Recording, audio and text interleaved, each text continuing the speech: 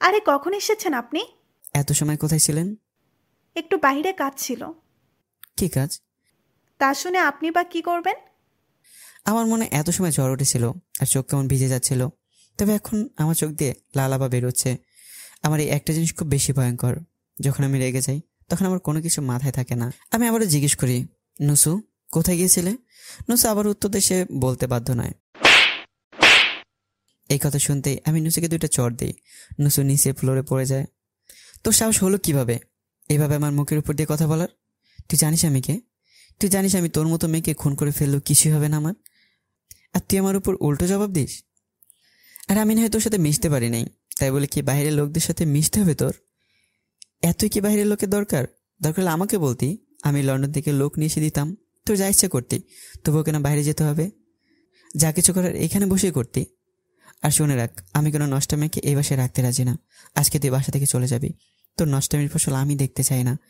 আমি কথাগুলো চিল্লে চিল্লে বলে দিলাম, আর কথাগুলো শুনে নুসুর চোখ দিয়ে পানি শুধু ঝরছিল।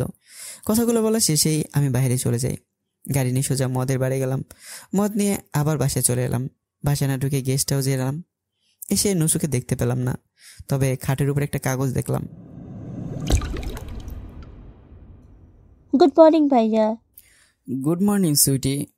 দিয়ে কফি হাতে আমার রুমে প্রবেশ করে কথাগুলো বললো। তুই এখনো বিশালে ছুঁয়ে আসিস? তোরা নাকি আজকে বেড়াতে বেরোবি? আরে মাত্র তো সকাল হলো। হ্যাঁ, তা অবশ্য ঠিক, মাত্র তো 9টা বাজে। কি কি বললি? 9টা? হ্যাঁ, 9টা কেন? এখন তো এখান থেকে ভাগ, আর আম্মুকে বল দ্রুত আমার ব্রেকফাস্ট দিতে। আল্লাহ ভালো জানে আজকে আমার কপালে কি শনি আছে। দ্রুত ওয়াশরুমে চলে গেলাম। দিয়ে আমার এমন তাড়াহুড়ো করা দেখে হাসছিল। কারণটা বুঝতে আর কষ্ট হলো না। যত দ্রুত সম্ভব ফ্রেশ হয়ে রুমে এলাম। দিয়ে যা কফির মুখে চুমুক দিতেই রেডি হতে থাকলাম। কি আর করবো, এমনিতে লেট হয়ে গেছে। রেডি হয়ে নিচে খাবার টেবিল উপস্থিত হলাম। গুড মর্নিং আম্মু আব্বু। Good morning. তো রওনা দিবে কখন তোমরা? জি আব্বু, কিছু সময়ের মধ্যে। সব সময় সাবধানে থাকবি আর বাসায় যোগাযোগ রাখবি। হ্যাঁ আম্মু শিওর। খাবার নিয়ে খাওয়া শুরু করতে কলিং বেল বেজে উঠলো। কাজের খেলা দরজা খুলে দিতেই ভেতরে আমার বর্তমান জমগুলো হাজির হলো। এটাও কেউই নয়, আমারই হারামিগুলো। রাকিব, রাজ, চাঁদনি, আদিনা আর রামিম। কিরে, তুই মাত্র ব্রেকফাস্ট করছিস? আন্টি, ওকে নাস্তা দিয়েছেন কেন? আমরা কি তোর জন্য এখন বাসে যেতে পারবো না? তুই আসলে একটা লেট লতিফ। ভাইয়া পেরে আমি না বলে এত সময় ভাইয়া তো বিছানাতে শুয়ে থাকতো। দিল আগুনের মধ্যে খিটেলে।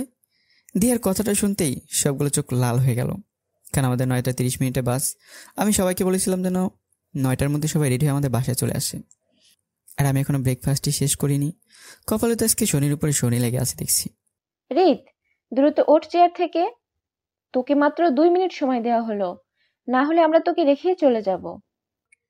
আরে তোমরা একটু বসে রেস্ট নাও, এত সময়ে হৃদের খাওয়া হয়ে যাবে। আন্টি, ও বাইরে থেকে খেয়ে নেবে, এখন একটুও ওকে সাপোর্ট করবে না।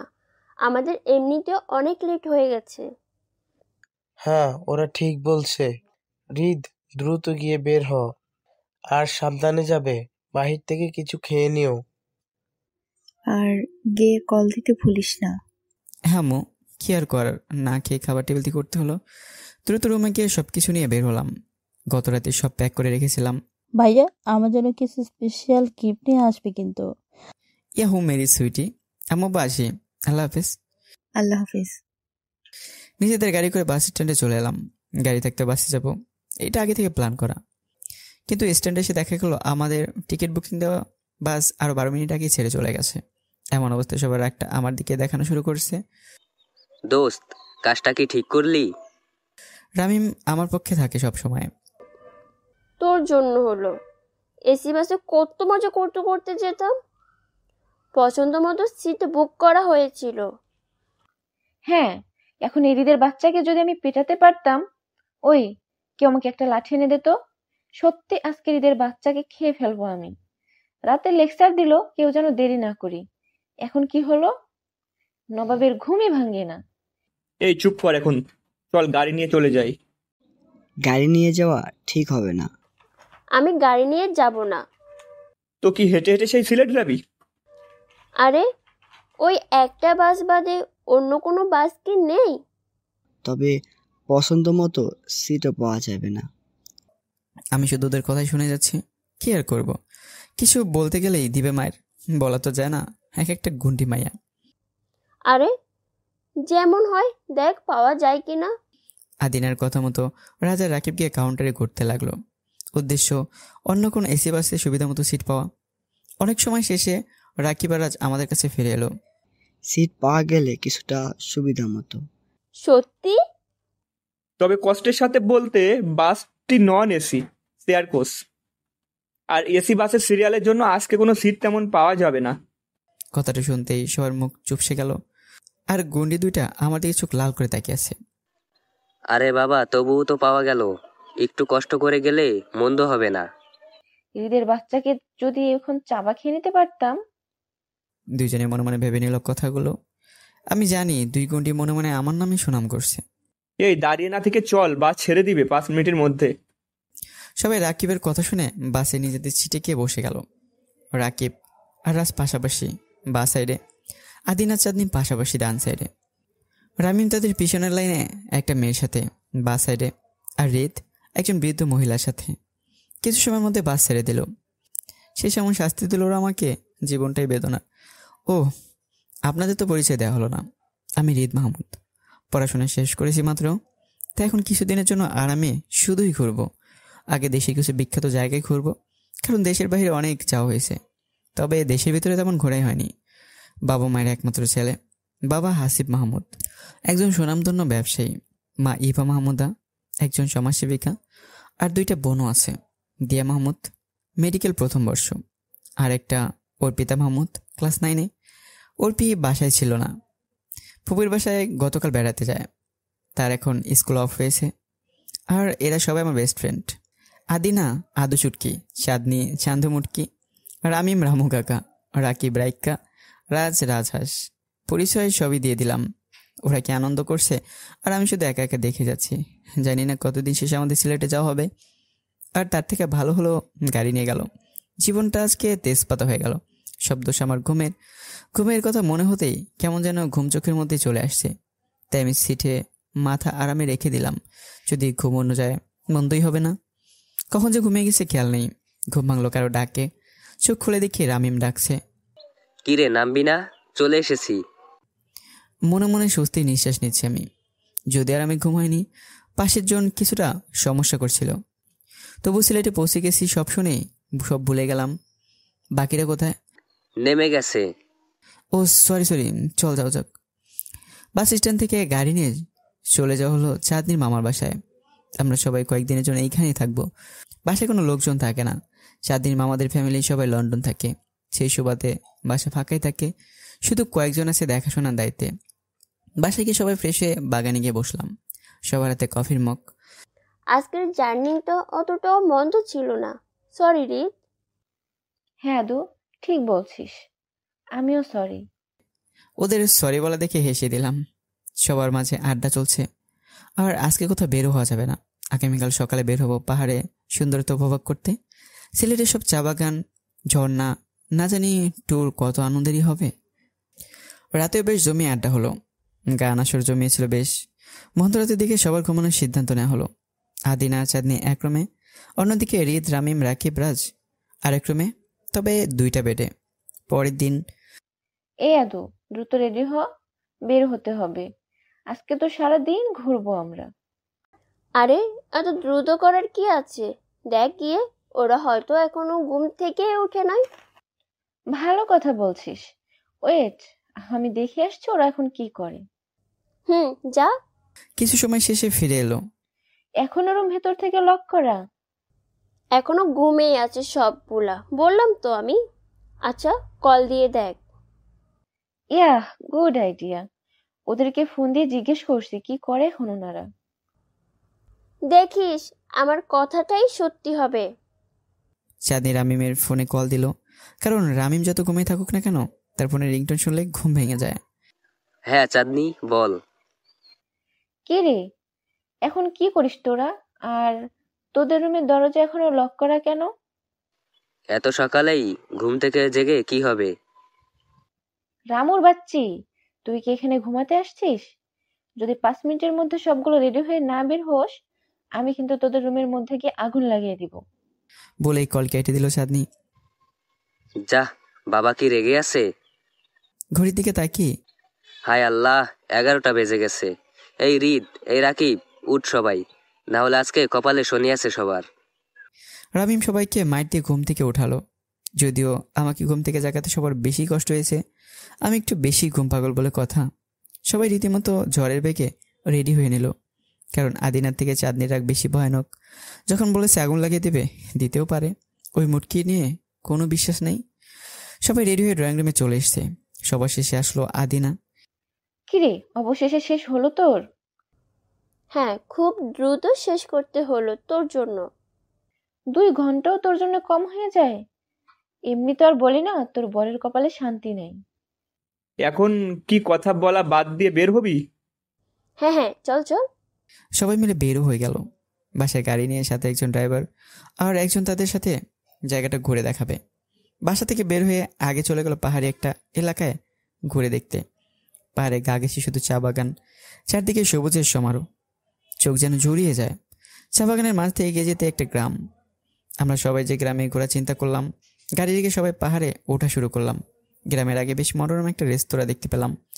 সকালে ব্রেকফাস্টটা সবাই এই রেস্তোরাঁতেই শেষ করে নিলাম। ব্রেকফাস্ট শেষে গ্রামের মধ্যে ঢুকতেই অন্য সব মানুষের দেখা পেলাম, যাদেরকে আমরা আদিবাসী বলে ডাকি। গ্রামের মাঝে রয়েছে অন্যরকম একটা ভালোবাসা ছায়া। সবাই কত মিলেমিশে বসবাস করছে। সবাইকে দেখে গ্রামের অনেকে বেরিয়ে এলো। সবাই সাথে কোনো মতো বাংলাতে পরিচিত হলাম। সবাইকে আমরা নিজেদের মতো করে আপ্যায়ন, নিজেদের সংস্কৃতি বিষয়ে জানালাম। সবাই বেশ মজাই করলো। কথা দিয়ে দিনের শেষ ভাগের আগমন ঘটে গেল। সেদিকে তেমন কারো খেয়ালই নেই। গ্রাম ঘুরে ঘুরে গ্রামের থেকে সম্পূর্ণ আলাদা একটা বাড়ি দেখা গেল। আর সেই জায়গা থেকে মধুর কণ্ঠে অধিবাসীর গানের সুর ভেসে আসছে। গানটা যেন সবাইকে সেখানে ডাকছে। তবে সন্ধ্যা ঘনিয়ে আসায় এখন সেদিকে কেউ যেতে রাজি নয়। তবে রিত একাই সেদিকে এগিয়ে যাচ্ছে। অন্যেরা হাজার বারণ করলো, সে শুনছে না। তাই অন্যরা কোনো উপায় না পেয়ে হৃদয়ের পিছু পিছু হেঁটেই চলছে। গিয়ে দেখে একজন বেশ বয়স্ক লোক মধুর কণ্ঠে গান গাইছে। অপরিচিত এতজনকে দেখে গান বন্ধ করে দিল। আর আঙ্কেল, থামলেন কেন? খুব সুন্দর গাইতেছিলেন তো, আপনার কণ্ঠে গানটা শুনতে বেশ ভালোই লাগছে। আরে বাবা, আমি আগে গান গেয়ে বেড়াতাম। এখন বয়স হয়ে যাওয়াতে কোথাও যেতে পারি না, আর গান গাওয়াও অফ করে দিয়েছিলাম। তবে অনেকদিন পর খুব ইচ্ছা হলো, তাই একটু গাইলাম। বাংলাটা একটু টেনে টেনে বলল। তবুও খুব সুন্দর গেয়েছেন। বৃদ্ধের সাথে পরিচিত হলাম। বৃদ্ধ জানালো তার বাড়ির মধ্যে যাওয়ার জন্য। প্রথমে কেউ রাজি না হলেও জোর করাতে না করতে পারলাম না। বাড়ির মধ্যে দুই পাশে 2টা ঘর, আর 2টাতে মনে হয় 2টা করে রুম হবে। ঘরটা বেশ বড় ছিল। বৃদ্ধ একটা রুমে নিয়ে আমাদের বসিয়ে দিল। হঠাৎই একটা মেয়ে এসে সেই রুমে প্রবেশ করলো। আর তখন বৃদ্ধটি বলল, এই হচ্ছে আমার 2 মেয়ে, এক কৃষু, 2 হলো নুসু। আমি তাদেরকে দেখে কিছুটা অবাক হয়ে গেলাম, কারণ কৃষুকে দেখতে আদিবাসীদের মতোই লাগছে। তবে নুসুকে দেখতে একটু মনে হচ্ছে না। মেয়েটা বেশ সুন্দরী আর বাঙালিদের মতোই দেখতে। তবে সন্দেহ জাগলেও কিছুই বলার নাই। অনেক সময় শেষে সবাই চলে যাবে বলে জানালাম। বৃদ্ধ আমাদের যাওয়ার সময় একটা নিজের বানানো বাঁশি উপহার দিল। কিছু সময়ের মাঝে আমাদের মধ্যে বেশ যেন আন্তরিকতা জমে উঠেছে। সেই জায়গা থেকে বের হয়ে সবাই বাসায় ফিরে এলাম। বাসায় ফিরতে রাত 10টা বেজে গেল। এখন সবাই বেশ ক্লান্ত, আর কারো ডিনার করে ইচ্ছে নেই। তাই সবাই কোনো মতো ফ্রেশ হয়ে বিছানায় গায়ে এলিয়ে দিলাম। আগামীকাল ঝর্ণা দেখতে যাবো বলে সিদ্ধান্তও নিয়েছি। রাত 12টা, সবাই ঘুমিয়ে গেছে, তবে আমার চোখে ঘুম নেই। আমি ভাবছি কোনো কিছু যেন মিলছে না। মেয়েটাকে দেখে আমার মনে কিছুটা সন্দেহের পাহাড় জমেছে। তবে এমনটা হওয়ার কারণ কি আমি নিজে বুঝছি না। কতবার ঘুমানোর চেষ্টা করেছি, তবুও কোনো লাভ হয়নি। এখন আমার কি করা উচিত আমি নিজে বুঝতে পারছি না। সব যেন মাথার মধ্যে প্যাঁচ লাগিয়ে দিচ্ছে। সব কিছু নিয়ে ভাবতে ভাবতে কখন যে ঘুমিয়ে গেছি নিজেও জানি না। পূর্বের দিনের মতো আজকে সকালে সবাইকে পানি দিয়ে ভিজিয়ে ঘুম থেকে জাগালো আদিনার চাঁদনি। সবাই তো ভেবেছিল ছাদ ফুটো হয়ে বৃষ্টি ঝরছে, তাই দ্রুত উঠে বসে দেখি আদিনার চাঁদনি বালতি হাতে দাঁড়িয়ে আছে। সবাই রেডি হয়ে ঝর্ণা দেখতে বের হয়ে গেলাম। সবার মনটা ফুরফুরা, শুধু একজন বাদে। আমি এখনো আমার মনে সন্দেহ জাগিয়ে রেখেছি। আমি কোনো মতেই না কিছুই ভাবতে পারছি না, যার কারণে আমার পাশের গাড়িতেই সবাই বেশ মজা করছে, আর আমি নিশ্চয়ভাবে বাহির দিকে তাকিয়ে আছি। ব্যাপারটা কারো নজর এড়িয়ে গেল না। সবাই জিজ্ঞাসা করলো, আমি কোনো মতো এড়িয়ে গেলাম সবাইকে। তাই কেউ আর জোর করলো না। আর আমিও সবার সাথে মিথ্যে হাসির মাধ্যমে আড্ডায় যোগ দিয়েছি। তবে মনের মধ্যে এখনো সন্দেহ রয়ে গেছে। ঝর্ণা সবাই মিলে বেশ মজাই করলাম। সারাদিনে কেটে গেল ঝর্ণার মাঝে। পাহাড়ের বুক ছেড়ে কোমল মিষ্টি পানির উৎপত্তি সত্যি খুবই মনোরম দৃশ্য। সারাদিনের আনন্দ শেষে সন্ধ্যার দিকে বাসায় ফিরে গেলাম।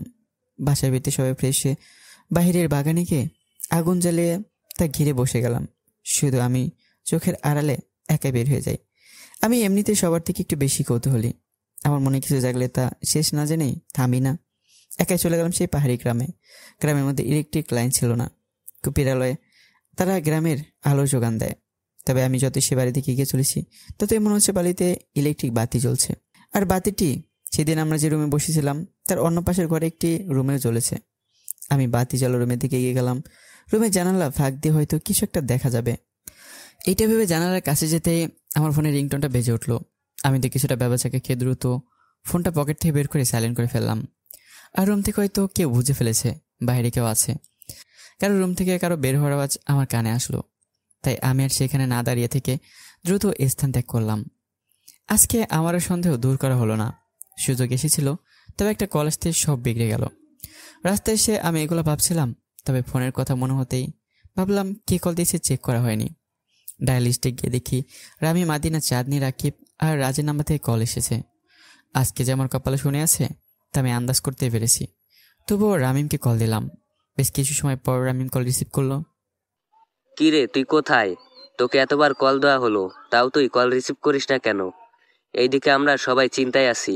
জানিস, পুলিশকে ইনফর্ম করার কথাও ভাবা হয়ে গেছে। কিছু সময়ের মধ্যেই তা করা হয়ে যেত। আমি শুধু রামিমের কথাই শুনে চলেছি। রামিমের কণ্ঠে কিছুটা রাগ আর ভয়ের ছাপ আন্দাজ করছি। রামিমের কথা শেষ হতেই আমি শুধু জানিয়ে দিলাম, আমি রাস্তায় আছি, 5 মিনিট লাগবে আসতে, চিন্তা করিস না। কথাটা বলেই কল কেটে দিলাম। ফোনটা পকেটে রেখে দ্রুত বাসার দিকে চলতে থাকলাম। এই রাতে গাড়িও পাওয়া যাবে না। 5 মিনিটের জায়গায় বাসায় পৌঁছে 10 মিনিট লেগে যায়। বাসায় পৌঁছে গেট পার হতেই দেখি সবাই বাগানে ছেড়ে বসে আছে। আমাকে দেখে সবাই দৌড়ে ছুটে এলো। চাঁদনিতে এসে আগে একটা চর বসিয়ে দিল, আর একটা দিতে যাবে তখনই সবাই থামিয়ে দিল। আমি মাথা নিচু করে আছি, কি বলবো কিছুই ভেবে পাচ্ছি না। আর জানতাম যে সবাই রাগারাগি করবে, তবে কেউ যে চর দেবে এইটা আমার ভাবনার বাইরে ছিল। তার মানে আমার আন্দাজের থেকেও বেশি রাগ বা ভয় ছিল সবাই। আমি বেচারা অসহায়ের মতো মাথা নিচু করে দাঁড়িয়ে এটাই ভাবতে থাকলাম। সবাই আমাকে ইচ্ছে মতো বকা দিচ্ছে, কেন আমি তাদেরকে না জানি এই অচেনা জায়গায় একা বের হলাম। আদিনাও আমাকে চর দিতে চেয়েছিল, তবে চাঁদনি দেওয়াতে তার আর দেওয়া হলো না। রামিম সবাইকে শেষে শান্ত করেছে। আমাকে নিয়ে সে রুমের মধ্যে গেল। রুমের মধ্যে নিয়ে আমাকে রামিম জড়িয়ে ধরে কান্না করে দিল। আমি এটার জন্য প্রস্তুত ছিলাম না। রামিম সত্যি বেশি ভয় পেয়ে গিয়েছিল। শুধু আমি অপরাধীর মতো দাঁড়িয়েছি। কিছু সময় পর আমাকে ছেড়ে দিয়ে রামিম বের হয়ে গেল আর বলল দ্রুত ফ্রেশ হয়ে বাগানে চলে আসতে। আমি শুধু মাথা নেড়ে সম্মতি দিলাম। ড্রেস চেঞ্জ করে ওয়াশরুমে চলে গেলাম। এখন আমার শাওয়ার নেওয়া দরকার, হেঁটার সাথে শরীর ঘেমে গেছে। আমি ওয়াশরুমে চলে যাই। সামনে থাকা গ্লাসের দিকে তাকিয়ে আমার ফর্সা মুখ দেখি পুরো লাল হয়ে গেছে। চান্দু মুটকিরকে বেশ জোর আছে, বলতেই হয়। কথাটা ভাবতেই মুখের কোণে এক চিলতে হাসি চলে এলো, কারণ আমি জানি তার আমাকে কতটা ভালোবাসে। এই চটটা তার একটা প্রমাণ। তবুও যে আমার কাজটা করা ঠিক হয়নি এটা হারে হারে বুঝতে পারছি। তবে কীভাবে যে সেই জায়গাতে গেলাম বা কি একটা জরুরি ছিল যাওয়ার তা নিজেও বুঝতে পারছি না। শাওয়ার শেষে ড্রেস আপ করে বাইরে বাগানে চলে গেলাম। মাঝে আগুন জ্বেলে সবাই তার চারদিকে বসে গল্প করছে। আমাকে আসতে দেখে রামিম সবাই কিসারে চুপ থাকতে বলল। আমি হয়তো বুঝলাম না। আমি সবার কাছেই চলে গেলাম। আমাকে একটা চেয়ারে বসতে বলল। আমি বাধ্য ছেলের মতো কাজটা করলাম। আমি চুপ করে আছি। সবার মুখের দিকে শুধু একবার তাকিয়ে মাথা নিচু করে নিলাম। সবাই যে আমার দিকে তাকিয়ে আছে তার কারণে আমার মাথা নিচু হয়ে না। আমার এমনটা দেখে সবাই চেয়ার থেকে উঠে এসে আমাকে চেয়ার থেকে উঠিয়ে জড়িয়ে ধরলো। সাথে সাথে সবাই ছড়িয়ে বলে দিল। রাগের মাথায় কে বলে ফেলেছে তা নিয়ে সবাই দুঃখ প্রকাশও করলো। আমি সবার সাথে কিছুটা হাসি মুখে কথা বলা শুরু করলাম। এমন সময়ে রামি মুহুরে বলে বিয়ারের বোতল হাতে উপস্থিত হয়ে গেল। সবাই নিজেদের বোতল বুঝে নিয়ে চিলমুটে গল্প করা শুরু করে দিলাম। তবে আমি বুঝতে পারছি সবাই আমাকে জিজ্ঞেস করতে চাচ্ছে কিছু, আর কি জিজ্ঞাসা করবে তা আমি নিজে ভালোভাবেই জানি। তবু আমি কিছুই বলছি না। কেন জানি কথাটা সবার থেকে গোপন রাখার চেষ্টা করছি। আগে কখনো এমনটা করিনি, তবে আজকে কেন জানি এমন করছি নিজেও জানি না। আড্ডা শেষ হয়ে গেল। কেউ আর আমাকে কথাটা জিজ্ঞেসই করেনি। রাতের খাবার আজকে বাসাতে রান্না করা হয়েছে। প্রিয় গরুর গোস্ত আর খিচুড়ি। সবার যেন তা দেখে জিভে পানি চলে আসছে। সবাই তৃপ্তির সাথে ডিনারও শেষ করলাম। আমি যেন খেতে না চেয়েও 2 প্লেট খেয়ে নিলাম। খাওয়া শেষে সবাই নিজেদের রুমে চলে গেলাম। কালকে নাকি জাফলংয়ে যাবে সবাই। জায়গাটা বেশ দূরে হওয়াতে খুব সকালে রওনা দেব, তাই চাঁদনি সবাইকে খুব সকালে রেডি হওয়ার জন্য তাগিদ দিয়ে রাখলো। রাতে রামিমা আর আমি শুয়ে আছি। রাজ আর রাকিব হয়তো ঘুমিয়ে গেছে, কারণ তাদের কোনো সারা শব্দই নেই। আমার চোখে গত রাতের মতো আজকেও ঘুম নেই। হঠাৎ রামিমা আমাকে সে প্রশ্নটা করলো, যা সবাই তাকে আড্ডার সময় করতে চেয়েছিল। আমি কোথায় গিয়েছিলাম কাউকে না জানিয়ে। আমি এমন প্রশ্নের আশাই করিনি, তাই আমি ঘুমানোর নাম বলে কথাটা এড়িয়ে যেতে চাইলেও রামিম যেন নাছোড়বান্দা, সে যেভাবেই হোক আমার থেকে উত্তর জেনে ছাড়বে। আমি এমন অবস্থায় কি করব ভেবে পাচ্ছি না। আর কি সত্যিটা বলে দেব নাকি মিথ্যা বলবো, আর কি বা বলবো, কি মিথ্যা বলবো, এমন অনেক কিছুই ভেবে চলেছি। আর রামিম জানিয়ে দিয়েছে তাকে যেন মিথ্যা না বলা হয়। আর আমি চাইছি আমার মনে সন্দেহ দূর করার পর সবাইকে সত্যটা জানাতে। আমি চুপ থাকায় রামিম আবারও উত্তরটা জানতে চাইলো। আমি জানিয়ে দিলাম সময় হলেই আমি সবাইকে উত্তরটা জানাবো, তবে এই সময়ে যেন কেউ তা জানতে না চায়। রামিম আমার কথা শুনে কিছুটা আশাহত হলো, তবে জানিয়ে দিল কোথাও একা গেলে যেন তাকে অন্ততপক্ষে জানিয়ে দিই, কারণ তার জন্য সবাই আজকে অনেক ভয় ছিল। আমি রামিমের কথা মেনে নিই আর ঘুমানোর জন্য রামিমকে বলে দিই যে চোখ বন্ধ করে নেয়। সকালবেলা সবাই দ্রুত ঘুম থেকে জেগে উঠেছে, আর সবার মাঝে যেন আলাদা একটা আনন্দ দেখা যাচ্ছে। সবাই বেশ কতবার জাফলংয়ের কথা শুনেছে, আর আমার আব্বু আম্মু দ্বিতীয়বার হানিমুনে এসে জাফলংয়ে নাকি 3 দিন কাটিয়েছে, যার কারণে জায়গাটার প্রতি সবার আকর্ষণ বেড়ে গেছে। আজকে চাঁদনিকে রাগারাগি করতে হয়নি সকালে, যার জন্য তার মুডও ফ্রেশ আছে। তবে শুধু আদিনার মেকআপ আর সাজুগুজু করাটা যদি দ্রুত হয় তবেই তার শান্তি। সকাল 9টার মধ্যে সবাই এসে বাইরে দাঁড়ালাম। আদিনাও চলে এলো দ্রুত। আজকে এত দ্রুত কিভাবে আদি? আমার দেরি হলো বা কবে? না, আমাদের আদু শুটকি কি কখনো দেরি করতে পারে? শুধু একটু লেট হয়ে যায় এই আর কি, তাই না আদু শুটকি? রাকিবের বাচ্চা, এই শান্ত হও। সবাই রওনার সময় এভাবে ঝগড়া করা মানায় না। হ্যাঁ বকে দে হারামিগুলাকে। তুইও চুপ, কোনো কথা হবে না। হুম। চাঁদনির কথা মতো সবাই চুপ হয়ে গেল। গাড়ি নিয়ে ড্রাইভার হাজির হয়ে গেল। সবাই গাড়িতে উঠে গেল আর গাড়ি আপন গতিতে ছুটতে থাকলো। আমি আজকে বেশ কিছুটা উদাসীন। সবার সাথে হাসি মুখে আড্ডা দিলেও আমার মন যেন অন্য কোথাও গিয়ে বসে আছে। জাফলং পৌঁছে গেলাম সবাই। সেইখানে সুন্দরতা সবাইকে মুগ্ধ করলো। সারাদিন নুড়ি পাথর, লেক পাহাড়ে ঘেরা সুন্দর পরিবেশ দেখতে কেটে গেল। বাসায় ফিরতে ফিরতেও রাত হয়ে গেল। বাসায় ফিরে সবাই বেশ ক্লান্ত থাকায় যে যার মতো যেখানে ইচ্ছে গায়ে দিলাম। আর আমি বাসা থেকে বের হয়ে গেলাম, কারণ যে সন্দেহ আমাকে কোনো কাজে মন বসাতে দিচ্ছে না তা তো দূর করতে হবে যেভাবেই হোক। রাতের অন্ধকারে হেঁটে চলেছি। বেশ কত সময় পর চলে গেলাম সে বাড়ির কাছে। আজকেও বাতির আলো দূর থেকে দেখা যাচ্ছে। আজকে ফোন আগেই সাইলেন্ট করে নিয়েছি। আমি খুব সাবধানে বাড়ির মধ্যে গিয়ে আলো জ্বালানোয় ঘরের পাশে গেলাম। জানালার ফাঁক দিয়ে কিছুটা দেখা যাচ্ছে, শুধু একজন মেয়েকেই দেখা যাচ্ছে, তবে তার উল্টো পাশে হতে চেহারা দেখা যাচ্ছে না। এমন সময় ভাবলাম ঘরের মধ্যে কি চুপি চুপি যাওয়া উচিত। যেই ভাবা সেই কাজ। খুব সাবধানে আমি ঘরের মধ্যে প্রবেশ করলাম। তবে আমার ভাগ্য আমার সহায় ছিল না। ঘরের মধ্যে প্রবেশ করে বুঝতে পারি এখানে রুম 2টা, আর আমাকে সামনের রুমে গিয়ে দেখতে হবে ওই রুমের বাতির আলো কিভাবে জ্বলছে আর মেয়েটা কি করছে আর সে কে। তবে আমার কিছু দূর এগিয়ে যেতেই আলো নিভে যায়। রুমের মাঝে শুধুই অন্ধকার। আমি বুঝতে পারি আমাকে আজকে ফিরতে হবে খালি হাতে। আমি যদি এখানে ধরা খাই, আগে তো চোর বলে না চিনে মার দেবে, তা সে আমি চাই না। তাই সাবধানে অন্ধকারের মধ্যে বের হতে চাইছিলাম। আর ফোনের ফ্ল্যাশ জ্বালিয়ে বের হতে গেলেই দেখে ফেলতে পারে, তাই ফোন ব্যবহার করলাম না। কিছুটা ফিরতেই হঠাৎ কিছু একটার সাথে মাথায় আঘাত খেলাম। তারপর আর কিছুই মনে নেই। অনেক সময় শেষে ব্যথায় চোখ খুললাম। চারদিকে দেখি আলো, আর আমি বিছানায় শুয়ে আছি। তবে কোথায় তা বুঝতে কিছুটা সময় লেগে গেল। আমি রুম থেকে বাইরে বের হতেই দেখি অনেক লোকজন বাইরে। তা দেখে আমি অবাক হয়ে গেলাম, এত লোকজন এইখানে কেন? তারপর ভালোভাবে তাকে বুঝতে পারি সে আদিবাসী ওই বুড়োর বাড়িতে। আর রাতের কথা মনে পড়ে যায়। বাইরের সব লোকদের কথা শুনে আমার চোখ যেন কপাল উঠে গেল। তাদের দাবি আমাকে এখানে নুসুকে বিয়ে করতেই হবে, তবু এই মুহূর্তে একটু দেরি করা যাবে না, না হলে বুড়োকে শহর ছেড়ে চলে যেতে হবে। তাদের সংস্কৃতিতে কোনো অবিবাহিত ছেলে মেয়ে একসাথে এক রুমে রাত কাটাতে পারে না। যদি কাটায় আর তারা যদি বিয়ে না করে, তাহলে তাদের এলাকায় রাখা মানেই অমঙ্গল, যা তারা বেঁচে থাকতে কোনোদিনও হতে দেবে না। আমি যেন পড়ে গেলাম মহাবিপদে। আমি এখন কিছুই বলতে পারছি না, কারণ আমার ভুলের জন্য এখন এই বুড়ো লোকটা শহর ছেড়ে যাবে কোথায়? আবার ওই মেয়েকে বিয়ে করে বাসায় নিয়ে গেলেও মা বাবাকে কি বলবো? এমন সময় আমার ফ্রেন্ডগুলো আমার পাশে নেই। ওদের কথা মনে হতেই ফোন বের করে দেখি ফোনে চার্জও নেই, বন্ধ হয়ে আছে। বলে না, বিপদ যখন আসে চারদিক থেকে আসে। আমি সাহস নিয়ে এই গ্রাম পঞ্চায়েতের সামনে গেলাম। আমি একটা কথা বলতে চাই। বিয়ে না করতে চাইলে ওই পরিবারকে এই শহর ছেড়ে চলে যেতে হবে। আর কোনো কথা থাকলে বলেন শুনি।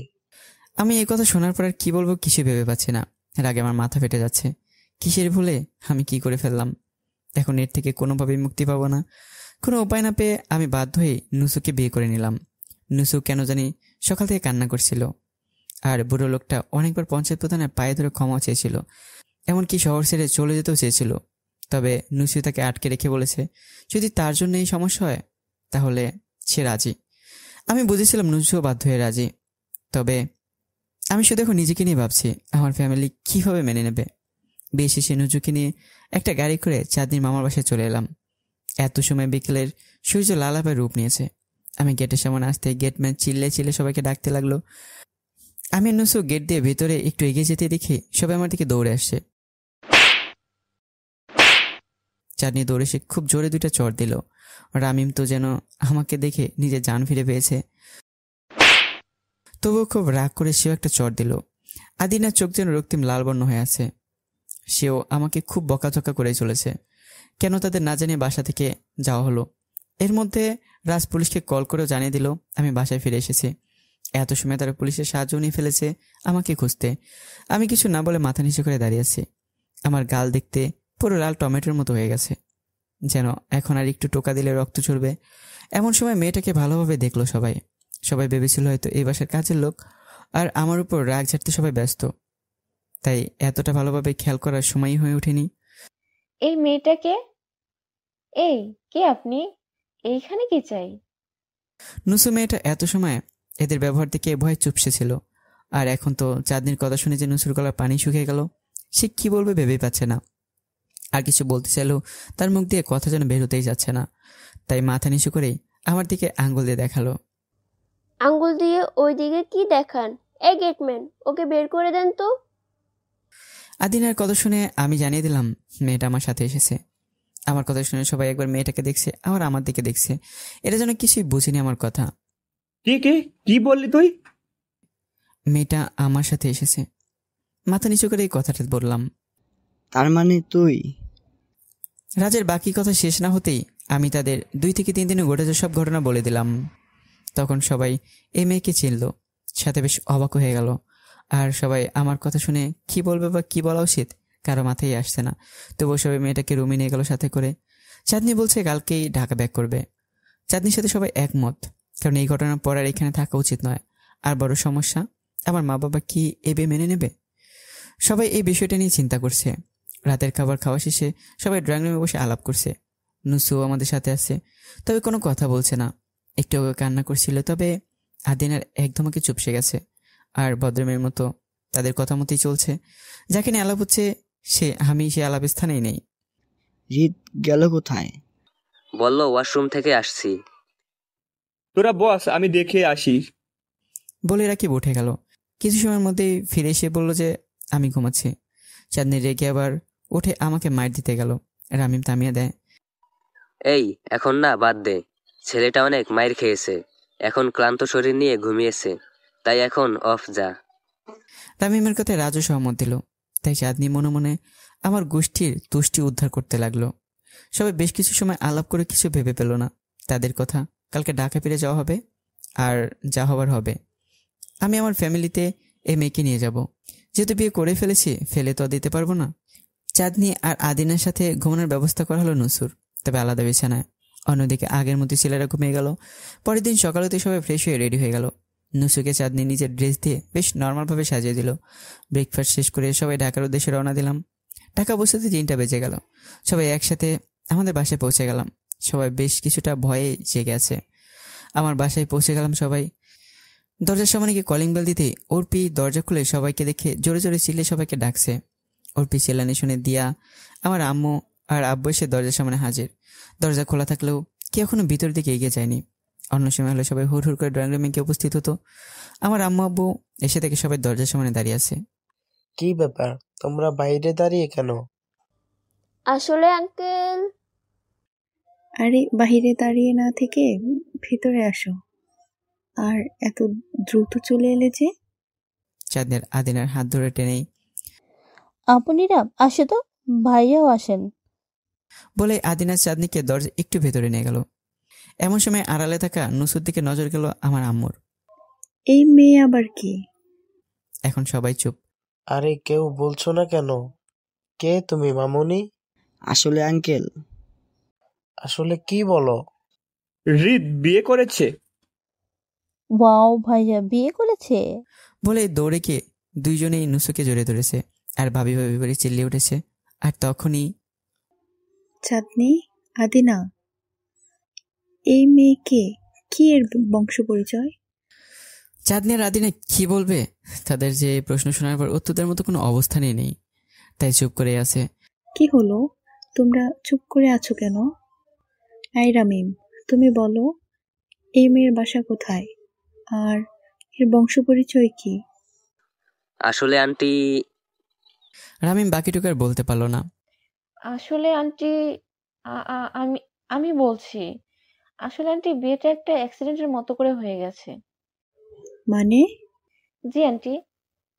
চাঁদনি ঘটনাটা জানিয়ে দিল, শুধু গোপন করলো রিজ যে ইচ্ছাকৃতভাবে ওইখানে গেছে এটার কথা। মা তো রীতিমতো অবাক হয়ে গেল চাঁদনির কথা শুনে। রেগে রেগে বলছে, তার মানে এই মেয়ে আদিবাসী? না, এই বিয়ে আমি মানি না। এই মেয়েকে আমি কোনোদিনও মেনে নিব না। এই মেয়েকে এখনই আমার বাসা থেকে চলে যেতে হবে। এবার আর কথা শুনে তো চাঁদনি, আদিনা, রাকিব, রাজ, রামিম আর আমি কিছুটা ভয়ে আছি, যেহেতু এই মেয়ে এখন আর সিলেটে যেতেই পারবে না। আর বাসা থেকে বের করে দিলে কি হবে এই মেয়ের? আহা, তুমি এমন রেগে যাচ্ছ কেন? বিয়ে তো কোনো ছেলে খেলা নয়। আর তোমার ছেলে যদি রাজি থাকে তাহলে এটা আমাদের তো সমস্যা থাকার কথা নয়। হৃদ, তুমি কি তাকে মেনে নিবে?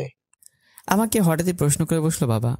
আমি এত সময় একটা কিছু নিয়ে ভাবছিলাম, তাই বাবার কথায় কিছুটা অপ্রস্তুতভাবে তার দিকে তাকাই। আব্বা কিছু বললেন না মা? আমার কথা শুনে শুধু মা অবাক হলেন, বাবা অবাক হলেন না। তিনি আমার অবস্থা বুঝতে পেরে প্রশ্নটা আবারও করলেন। আমি বাবার থেকে এমন প্রশ্ন শুনবে এটা আশা করেছিলাম না। বাবার প্রশ্ন শোনার পর আমি চাঁদনি, আদিনা, রামিম, রাজ আর রাকিবের থেকে বারবার তাকিয়ে দেখছি। অবশেষে নুসুর দিকে একবার দেখলে মেয়েটার অসহায় মূর্তি নেয় মাথা নিচু করে দুই বোনের মাঝে দাঁড়িয়ে আছে। তাকে দেখে যেন মনে হচ্ছে তার ভেতরে অনুভূতিগুলো ঝড়ের সাথে যুদ্ধ করে কোনো মতো বেঁচে আছে। আমাকে চুপ থাকতে দেখে বাবা আবার প্রশ্ন করলো, আসলে আব্বু, এইখানে আমি রাজি না থাকলেও এ মেয়েকে বাসা থেকে বের করে দিলে আমার জেল হতে পারে। মানে কি বলছিস তুই? এটা কিভাবে সম্ভব? হ্যাঁ আব্বু, এই মেয়ের সাথে বিয়ে হওয়ার চুক্তি অনুযায়ী 1 বছরের আগে আমরা আলাদা, বা এই মেয়েকে আমার থেকে দূরে রাখা যাবে না। এমনকি আমি অন্য কোনো দেশে গেলেও এই মেয়েকে আমাদের বাসাতেই থাকতে দিতে হবে, আর কোনো রকম নির্যাতনও করা যাবে না। আমার কথা শুনে চাঁদনি, আদিনা, রাজ, রাকিব, রামিম সবাই মানে কিছুটা খুশি হলো। আর মা কোনো কিছু না বলে ভিতরে চলে গেল। দিয়া আর অর্পিও বেশ খুশি। তাহলে ওই মেয়েকে আমাদের গেস্ট হাউসে থাকার ব্যবস্থা করে দাও। এই কথা বলে তিনি ভিতরে চলে গেল। সবাই আমার আর নুসুকে সাথে নিয়ে গেস্ট হাউসে গেল। রুম গুছিয়ে থাকার মতো সব ব্যবস্থা করলো। আর যেহেতু আমাদের বাসর হয়নি, তাই সবাই মিলে আমাদের বাসর করে সাজিয়ে দিল। নুসুকে নতুন বউয়ের মতো সাজিয়ে দিল। দিয়ার অর্পিত তাদের ভাবিকে নিয়ে মেতে আছে। তা দেখে যেন বাকিদের মুখে এমনি এমনি হাসি ফুটে আছে। নুসু তাদের কথা মতো চলছে শুধু, তবে তার মনটা যে কোথায় পড়েছে তা কেউই জানে না। রাতের খাবার বাহির থেকে অর্ডার করে আনা হলো। খাবার খাওয়া শেষে দিয়ার অর্পি তাদের ভাবির সাথে কিছু সময় থেকে নিজেদের রুমে চলে গেল, কারণ যদি আবার তাদের আম্মু এসে রাগ করে। আমি সবার সাথে আড্ডা দিতে থাকলাম। আর ওইদিকে নুসু এক একটা রুমে ঘাড়ের উপরে বসে আছে। বেশ সময় আড্ডা শেষে সবাই তাকে জোর করে বাসর ঘরে ঢুকে দিল। আমি যেতে রাজি না, তবুও কে কার কথা শুনতে রাজি। আমি রুমে প্রবেশ করতেই বাহির থেকে তারা দরজা লক করে দিল। আজ আমার বাসর রাত। বাসর ঘরে ঢুকতেই দেখলাম একটা মেয়ে গুটি শুটি মেরে ইয়া বড় ঘোমটা টেনে বসে আছে। আমাকে দেখতেই সে ভয়ে নিজেকে গুটিয়ে নিতে চাইছে। আমি তার একটু কাছে গিয়ে গেলাম আর বললাম, দেখেন, আমাকে দেখে ভয় পাওয়ার কিছুই নেই, শুধু আপনাকে কিছু কথা বলার ছিল। আমি এমনিতেই বিয়েতে রাজি ছিলাম না, তবুও কিভাবে কি হয়ে গেল। আর আমি যদি বলতাম আমি আপনাকে মানতে রাজি না, তাহলে আপনাকে বাসা থেকে বের করে দেওয়া হতো। আর এটা আমার কাছে এখন না হোক পরে খারাপ লাগতো, যেহেতু বলটা আমার ছিল, তাহলে আমি আপনাকে কেন শাস্তি দেব? তাই যতদিন ইচ্ছা আপনি বাসাতে থাকবেন, কোনো সমস্যা হলে আমাকে জানাবেন, আর দয়া করে বাসার ভেতরে যাবেন না। তাহলে আম্মু আবার কি না কি বলে দেবে, তখন আবার মন খারাপ হতে পারে। আমি কথাগুলো খুব স্বাভাবিকভাবেই বলে দিলাম। আমার কথা শুনে নুসু যেন মনে কিছুটা সাহস পেল। আমি কি ঘুমাতে পারি এখন? কিছুটা স্বাভাবিক বাঙালিদের মতো করে যেন কথা বলে নুসু। হ্যাঁ অবশ্যই, আপনি খাটে ঘুমিয়ে যান, আমি সোফায় ঘুমাবো। একটু বাহিরে যাবেন? কি ড্রেস চেঞ্জ করবেন? আমার প্রশ্ন শুনে নুসু মাথা নাড়িয়ে হ্যাসূচক উত্তর দিল। আমি বুঝতে পারলাম হয়তো এই পোশাকে ঘুমাতে সে অভ্যস্ত না। আচ্ছা আমি ওয়াশরুমে যাচ্ছি, আসলে ওরা তো বাহির থেকে দরজা লক করে দিয়েছে, তাই বাহিরে যাওয়া সম্ভব না। আমার কথা যেন নুসু ভরসা পেল না, তাই চুপ করে আছে। ভয় পাবেন না, আমি ওয়াশরুমে যাওয়ার পর বাহির থেকে আপনি লক করে দিন, আর চেঞ্জ করে শেষ হলে খুলে দিন। নুসু এবার সম্মতি জানালো আমার কথায়। আমি ওয়াশরুমে গেলাম, আর নুসু পরে গিয়ে কাঁপা কাঁপা হাতে দরজাটা বাহির থেকে লক করে দিল। বেশ অনেক সময় শেষে আমি ভিতর থেকে দরজায় টোকা দিলাম, কারণ এত সময় ওয়াশরুমে থাকাটা বেশ কষ্টকর হয়ে যাচ্ছে আমার জন্য। আর একটু। নুসুর কথায় আমি যেন হতাশ হলাম।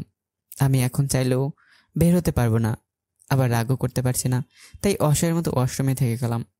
নুসু দরজা খুলে দিল। দরজা খুলতে আমি দ্রুত ওয়াশরুমে প্রবেশ করলাম, আর সোফায় গিয়ে শুয়ে পড়লাম।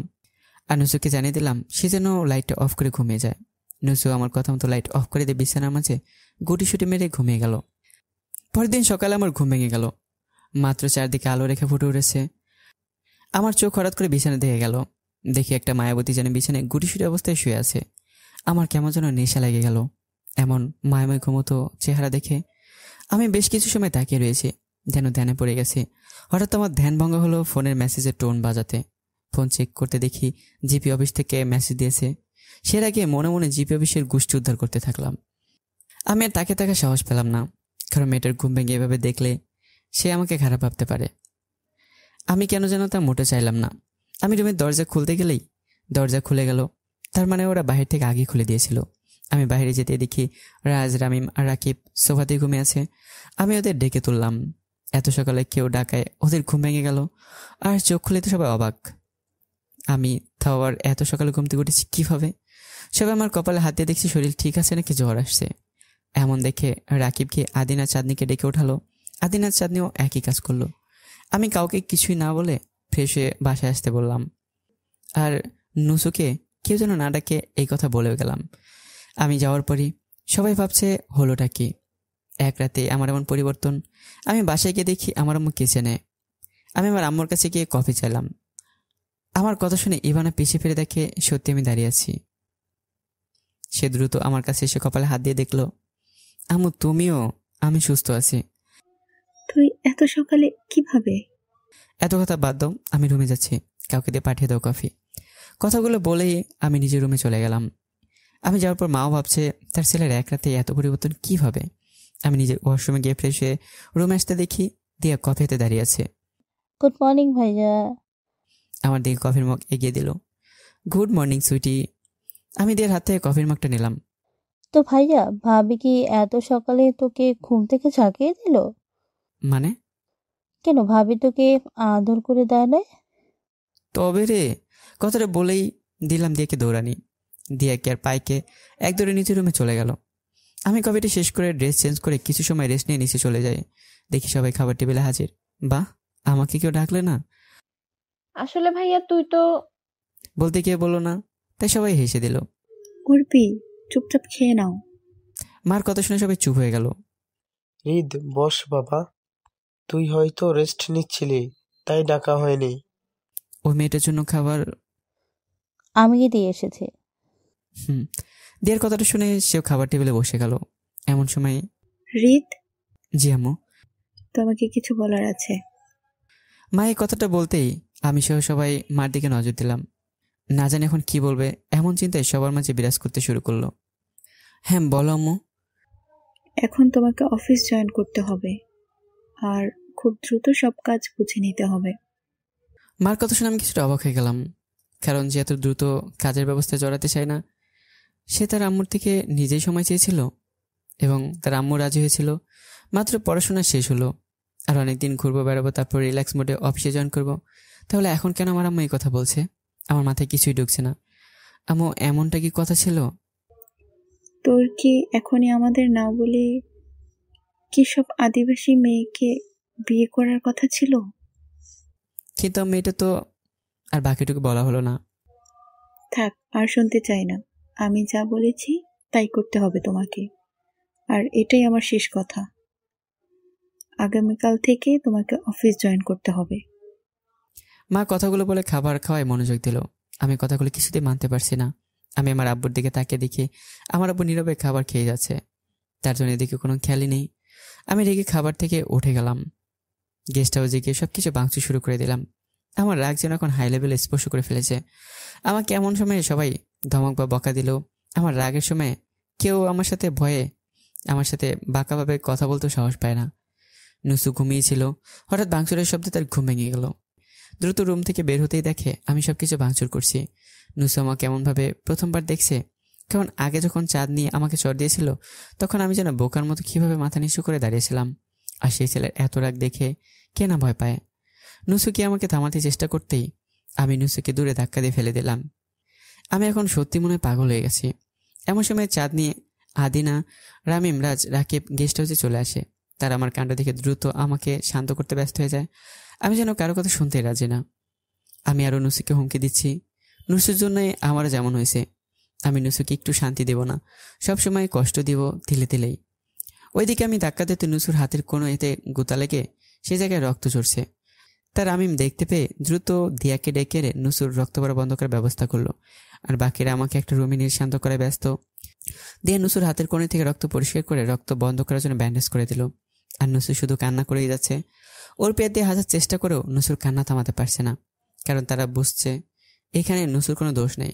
মেয়েটা তো পরিস্থিতির শিকার হয়ে এ বাসে এসছে। আর সব থেকে বড় কথা, ওর পেয়ে দিয়ার কাছে নুসু খুবই ভালো লেগেছে। আর যখন সে তার ভাইয়ের বউ, তাহলে তো কথাই নেই। তারা যেন নিজেদের একটা বন্ধুকে পেয়েছে, আর সেই বন্ধুর কষ্ট লাঘব করতে দুজন ব্যস্ত। আমি রেগে থাকলে কিছু খাই না, আমি না খেয়ে থাকি। তাই কেউ জোর করলো না। অন্যের দুপুরে হালকা খেয়ে নিল, আর আমি খাইনি। শুধু নুসু খেলো না দুপুরে। শুনে নুসুও খেলো না দুপুরে। আমি একা একা বাগানে একটা ইজি চেয়ারে খাইলে বসে আছি, আর ভাবছি আমার জীবনে কি থেকে কি হয়ে গেল। আমি তেমনটা চেয়েছিলাম না, তবুও কেন এমন হলো আমার সাথে। অন্যেরা আমাকে বিরক্ত করতে আসছে না, কারণ আমি একা থাকলে আস্তে আস্তে আমার রাগটা অনেক কমে যাবে। নুসুর পাশে বাকিরা সারা দিয়ে নানা ব্যস্ততায় কাটিয়ে দিল, তবুও নুসুর মন ভালোই হলো না। রাত হলেও আমি এখনো বসেই আছি। এমন সময় রামিম আমার সামনে এসে দাঁড়ালো আর আমাকে উঠিয়ে বুকে জড়িয়ে ধরলো। আমি কান্না করে দিলাম বাচ্চা ছেলেদের মতো করে। সত্যি আমি এমন চেয়েছিলাম না। কি থেকে কি হয়ে গেল। আবার এমন কঠিন জীবনের গণ্ডি একটু ভালো লাগে না। শান্ত হ। দেখ, ভুল অনেকটাই তোর ছিল, আর তোর ভুলে কেন এখন ওই মেয়েটা কষ্ট পাবে? আর সে তো তোর না খেয়ে থাকার কথা শুনে এখনো কিছুই খায় নাই। ওই মেয়েটার তো কোনো দোষ ছিল না, তবে কেন এমন কষ্ট পাবে মেয়েটা? রামিমের কথা শুনে আমি নিজের চোখের পানি শার্টের হাতা দিয়ে মুছে রামিমকে সাথে নিয়ে গেস্ট হাউসে গেলাম। দিয়া আর অর্পিকে বললাম তাদের খাবার জন্য এইখানেই দিয়ে যায়। দিয়া আর অর্পিকে বললাম আমাদের খাবার জন্য এইখানেই দিয়ে আসে। দিয়া আর অর্পি ভাইয়ের কথা মতো তাই করলো। কাজের লোকের সাহায্যে সবার জন্য খাবার নিয়ে এলো। সবাই খাবার টেবিলে বসে গেল খাবার নিয়ে, আর আমি আর দুজনে খাবার নিয়ে নিজেদের রুমে চলে গেলাম। কারণ নুসু এখনো রুমে আছে, সে নাকি কোনো মতেই খাবে না। আমি রুমে গিয়ে দেখি নুসু খাটে শুয়ে আছে। খাবার ছোট টেবিলে রেখে নুসুকে উঠতে বললাম। নুসু কোনো কিছুই যেন শুনতে পেল না। আমি আবারও বললাম, তবু নুসু শুয়ে থাকলো। আমি নুসুর এমন কাণ্ড দেখে নিজে হাত ধরে টেনে উঠালাম। আমি নুসুর হাত ধরে টেনে উঠানো দেখে নুসু অবাক, কারণ আমি যে তাকে স্পর্শ করছি তা সে ভাবতে পারেনি। আমাকে স্পর্শ করলেন কেন? করেছি, বেশ করেছি, এখন চুপচাপ খেয়ে নেন। আমি খাবো না। এই একদম চুপ। নুসু আমার ধমক পেয়ে এ বুঝে কান্না করে দেবে। আমি বুঝলাম আমার ধমক দিয়ে উচিত হয়নি, তাই নিজের হাতে নুসুর সামনে খাবার তুলে ধরলাম। নুসু যেন আরো একটু অবাক হয়ে গেল, আবারও বললো সে খাবে না। এখন কিন্তু আবার ধমক দেব। আমার দিকে তাকিয়ে নুসু খাবারটা মুখে পড়ে নিল, আর মনে মনে আমাকে ইচ্ছে মতো বকতে থাকলো। আমি নুসুকে খাইয়ে দিয়ে নিজে খেয়ে নিলাম। রাতে কিছু সময় রামিম আদিনাদের সাথে আড্ডা দিয়ে আগের মতোই নুসু বিছানায়, আর আমি সবাই ঘুমিয়ে গেলাম। আগামীকাল থেকে আবার আমার আম্মুর কথা অনুযায়ী আমাকে আমাদের অফিসে জয়েন করতে হবে। সকালে আমার ঘুম ভেঙে গেল। আজও চোখ খুলে দেখি নুসু ঘুমিয়ে আছে। কি মায়াবী লাগছে নুসুকে, তবে বেশি সময় তাকিয়ে থাকলাম না। এইভাবে যদি নুসুর ঘুম ভেঙে আর আমাকে এভাবে তাকিয়ে থাকতে দেখে আমাকে বাজে ভাবে, আমি রুম থেকে বের হয়ে গেলাম। আজকে ও রামিমার রাজ আর রাকিব সোফায় ঘুমিয়ে আছে, তবে আজকে আমি তাতে জাগালাম না। আমি সোজা বাসায় চলে গেলাম। বাসায় প্রবেশ করে কাজের লোককে বলে দিয়াকে দিয়ে যেন আমার রুমে কফি পাঠিয়ে দেয়। আমি গিয়ে নিজের রুমে গিয়ে ফ্রেশ হয়ে বেরোতে দেখি দিয়া কফি হাতে দাঁড়িয়ে আছে। গুড মর্নিং ভাইয়া। Good morning sweetie. দিয়ে চলে গেলে আমি কফি হাতে ল্যাপটপটা নিয়ে সোফায় বসে গেলাম। বেশ অনেক সময় পর অর্পি আমাকে ডেকে গেল খাবার খাওয়ার জন্য। আমি নিচে নেমে খাবার টেবিলে উপস্থিত হলাম আর দিয়াকে জিজ্ঞেস করলাম নুসুকে খাবার দিয়ে আসছে কিনা। দিয়া জানালো নুসু ঘুমিয়েছে, তাই খাবার টেবিলে রেখে আসছে। রাজ, রামিম, রাকিব, আদিনা, চাঁদনি সবাই খাবার টেবিলে আছে। আমিও খাবার খাওয়া শুরু করে দিলাম। খাবার খেয়ে রেডি হয়ে তোমার আব্বুর সাথে চলে যাবে। হুম। আর চাঁদনি, আদিনা, তোমরা কি আজকে থাকছো? না আন্টি, 2 দিন থাকা হয়ে গেছে। আজকে ভাবছি সবাই বাসায় ব্যাক করব। আমি আদিনার কথা শুনে কোনো জবাব দিলাম না। খাবার খাওয়া শেষে আমি রেডি হয়ে এলাম। আমার আব্বুর সাথে অফিসের দিকে রওনা দিলাম। রওনা দেওয়ার আগে আমাদের গেস্ট হাউসের দিকে তাকাতে দেখি নুসু ব্যালকনিতে দাঁড়িয়েছে। আমি কেন যেন একটা মিষ্টি হাসি দিয়ে গাড়িতে উঠে গেলাম। আর চাঁদনি, আদিনা, রাকিব, রাজ আর রামিম সবার থেকে বিদায় নিয়ে নিজেদের বাসায় চলে গেল। দিয়া আর অর্পি ক্লাস থাকায় এসেও ক্যাম্পাসে, আর অর্পি স্কুলে চলে গেল। আর এদিকে নুসু বেলকনিতে আমাকে বেরোতে দেখা শেষে সে রুমে চলে গেল। আর আমি যেহেতু বারণ করেছি সে যাতে বাসার মধ্যে না যায়, তাই রুমের মধ্যেই থাকতে হবে তাকে। আমি অফিসে যেতে আমার আব্বু আমার কেবিনে বসিয়ে দিল। এখন থেকে আমি হচ্ছে এই কোম্পানির চেয়ারম্যান। আর আমার সব কাজ বুঝিয়ে দেওয়ার জন্যই সহকারী ম্যানেজারকে নিয়োগ করেছে আমার আব্বু। আমি কেবিনে বসে ম্যানেজারের থেকে কাজ বুঝিয়ে নিচ্ছি। লাঞ্চে আমার আব্বু আমাকে ডেকে নিয়ে একসাথে লাঞ্চ করতে যায়। খাবার সময় রিদ, তুই কি সত্যি মেয়েটাকে মেনে নিয়েছিস? আমি আমার আব্বুর কথায় আমার আব্বুর দিকে তাকালাম, তবে কিছু জবাব দিলাম না। কি হলো, উত্তর দে। আমার সাথে শেয়ার করতে পারিস?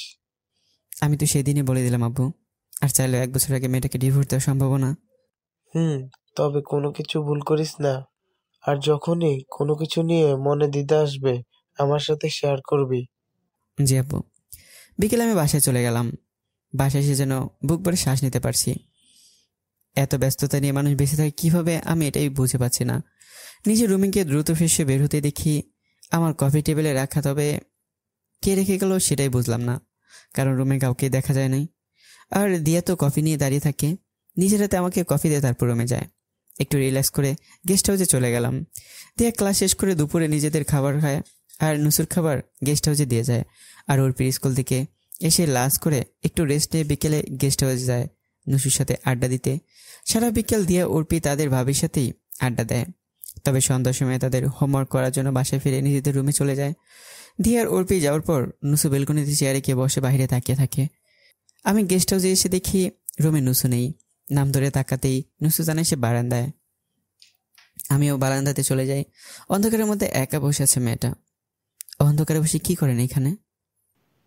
আমি যে বাতি জ্বালাতে জানি না। কিছুটা নিচু কণ্ঠে কথাটা বলল। আমি কথাটা শুনে কি বলবো নাকি নিজের কপালে বাড়ি দেবো তাই ভেবে পাচ্ছি না। তবুও কোনো মতে নিজেকে সামলে নিয়ে নুসুকে বাতি জ্বালানো দেখিয়ে দিলাম। নুসুর সারাদিনের খবর নেওয়ার জন্য নুসুর পাশে বসে গেলাম আমি। নুসু আমাকে সারাদিনের কথা বলল। আচ্ছা, এই জায়গাতে আপনার পরিচিত কোনো লোক নেই? আমার কথাটা শুনে নুসু কোনো জবাব দিল না। আমি বুঝতে পারলাম কেউ নেই। আমি উঠে বাসায় এসে নিজের রুমে চলে গেলাম। আর নুসু এখনো ব্যালকনিতে বসে বাইরের আকাশ দেখে ব্যস্ত হয়ে গেল। রাতের খাবার খাওয়ার জন্য আমি অর্পিকে ডেকে গেলাম। আমি গিয়ে দেখি আমার জন্য সবাই অপেক্ষা করছিল। আমি নিজের চেয়ারে বসে গেলাম। কেমন কাটলো আজকের অফিস সময়? ভালো। এমন সময় নুসুর কথা মনে হলো। আমি নিজের জন্য আর নুসুর জন্য খাবার গেস্ট হাউসের উদ্দেশ্যে রওনা দিলাম। মা আমাকে ডাকতে চাইলেও বাবা বাধা দিল। আমি গেস্ট হাউসে গিয়ে দেখলাম এখনও রুমে নেই মেয়েটা। বেলকনিতে গিয়ে দেখি এখনও সেই জায়গাতে বসে আছে। নুসুকে ডেকে রুমে নিয়ে এলাম। তারপর খাবার সামনে নিতে আগের রাতের মতো বলে উঠলো সে খাবে না। বাধ্য হয়ে আমি নিজের হাতে খাইয়ে দিতে গেলেও সে বলে খাবে না।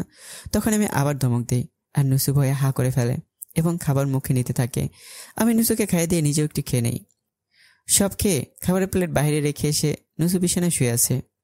আমি ফ্রেশ এসে লাইটটা অফ করে দিয়ে সোফায় ঘুমিয়ে পড়ি। পরের দিন থেকে একইভাবে কাটতে থাকে। আমি এখন আর দেরি করে ঘুম থেকে উঠি না। তা দেখে এখন আর কেউ অবাকও হয় না। অফিসের কাজ মন দিয়ে বোঝার চেষ্টা করছি। আর শুক্রবারের দিন চাঁদনি, আদিনার, রাজ, রামিম, রাকিব সবাই আসে আমাদের বাসায়। সেই দিন সবাই মিলে খুব আনন্দ করি। সবাই আমার এমন সদাচরণ দেখে সত্যিই খুশি, কারণ তারা ভেবেছিল এই মেয়েকে হয়তো বাসা থেকে বের করে দেওয়া হবে, কিন্তু তা করা হয়নি। এইভাবে কেটে গেল 1 মাস। এখন আমি কাজে অনেকটা বুঝে নিয়েছি, তার সাথে যুক্ত হয়েছে আমার কাজের ব্যস্ততা। আস্তে আস্তে নিজেকে মানিয়ে নিতে শিখেছি। তবুও কেন যে মাঝে মাঝে অস্থিরতা চলে আসে আমার মাঝে। একদিন অফিস টাইম শেষে এক বিজনেস পার্টনারের বাংলোতে পার্টির ইনভাইট করা হয় আমাকে। আমি নাও করতে পারিনি। সেখানে গেলে আমাকে ড্রিঙ্ক করতে হয়। আগে সাধারণ সময়ে বিয়ার খেলেই উইস্কি ওয়াইনগুলো খাওয়া হয়নি কখনো। পার্টি শেষে ড্রাইভার আমাকে বাসায় নিয়ে আসে। আমি কোনো মতো বলে দিই আমাকে যেন গেস্ট হাউসে নিয়ে আসে। ড্রাইভার আমার কথা মতো আমাকে গেস্ট হাউসের সামনে নিয়ে কলিং বেল দেয়। নুসু এত সময় আমার জন্য অপেক্ষায় ছিল। কলিং বেল বাজতেই দ্রুত দরজা খুলে দেয়। এতদিনের নুসুকে সবকিছু শিখিয়ে দিয়েছি। দরজা খুলে দেখে মাথাল অবস্থায় আছি আমি, আর ড্রাইভার আমাকে দৌড়ে আছে। ড্রাইভারের সাহায্য নিয়ে আমাকে রুমে নিয়ে যায়। ড্রাইভারকে বিদায় করে বিছানায় শুয়ে দেয় আমাকে। আমি বিছানায় শোয়ার পর আর কিছুই মনে নেই। পরের দিন অনেক দেরি করে ঘুম ভাঙে। ঘুম ভাঙতে আমি নিজেকে বিছানায় আবিষ্কার করি। আর সব থেকে অবাক হয়েই ড্রেস চেঞ্জ হওয়া দেখে, কারণ আমার রাতের ড্রেস এখন আর নেই, শুধু ট্রাউজার পরিহিত অবস্থায় আছি এখন আমি। এমন সময় ওয়াশরুম থেকে নুসুকে বেরোতে দেখি। মাত্র গোসল শেষ করে বের হলো নুসু। আমি যেন খুব বেশি অবাক হই। তবুও ভাবি হয়তো নিজেই রাতে ড্রেস চেঞ্জ করে নিয়েছিলাম। নুসু আমাকে জাগতে দেখে মিষ্টি একটা হাসি দেয় আর বলে, ফ্রেশ হয়ে আসুন, আমি খাবার দিচ্ছি। এতদিনে নুসু আস্তে আস্তে রান্না করাও শিখে গেছে। এখন আর তাকে আমাদের বাসা থেকে খাবারও নিতে হয় না। আমি কিছু না ভেবে ফ্রেশ হয়ে খাবার টেবিলে চলে যাই। খাবার খাওয়া শেষে বাসায় নিজের রুমে গিয়ে দ্রুত অফিসে চলে যাই। তারপর থেকে আমি যখনই নিজের মধ্যে কাজের অস্থিরতা বোধ করতাম, তখনই ক্লাবে গিয়ে মদের মধ্যে ডুব দিতাম। আর মদ খেয়ে আমি কখনো বাসায় ঢুকতাম না, গেস্ট হাউসে অবস্থান করতাম। আর পরের দিন নিজেকে এমনভাবে আবিষ্কার করতাম, এমনি দিনেও আমি এমন ড্রেসে ঘুমাই। তাই অবাক হলে আবার ভাবি নিজে হয়তো চেঞ্জ করেছি। আর নুসুকে এখন প্রতিদিন সকালে গোসল করতে দেখি, তাই এইটা নিয়ে আর কিছু ভাবি না। আর আমি অফিস থেকে এসে প্রতিদিন আর গেস্ট হাউসে যাই না, মাঝে মাঝে নিজের বাসায় থাকি।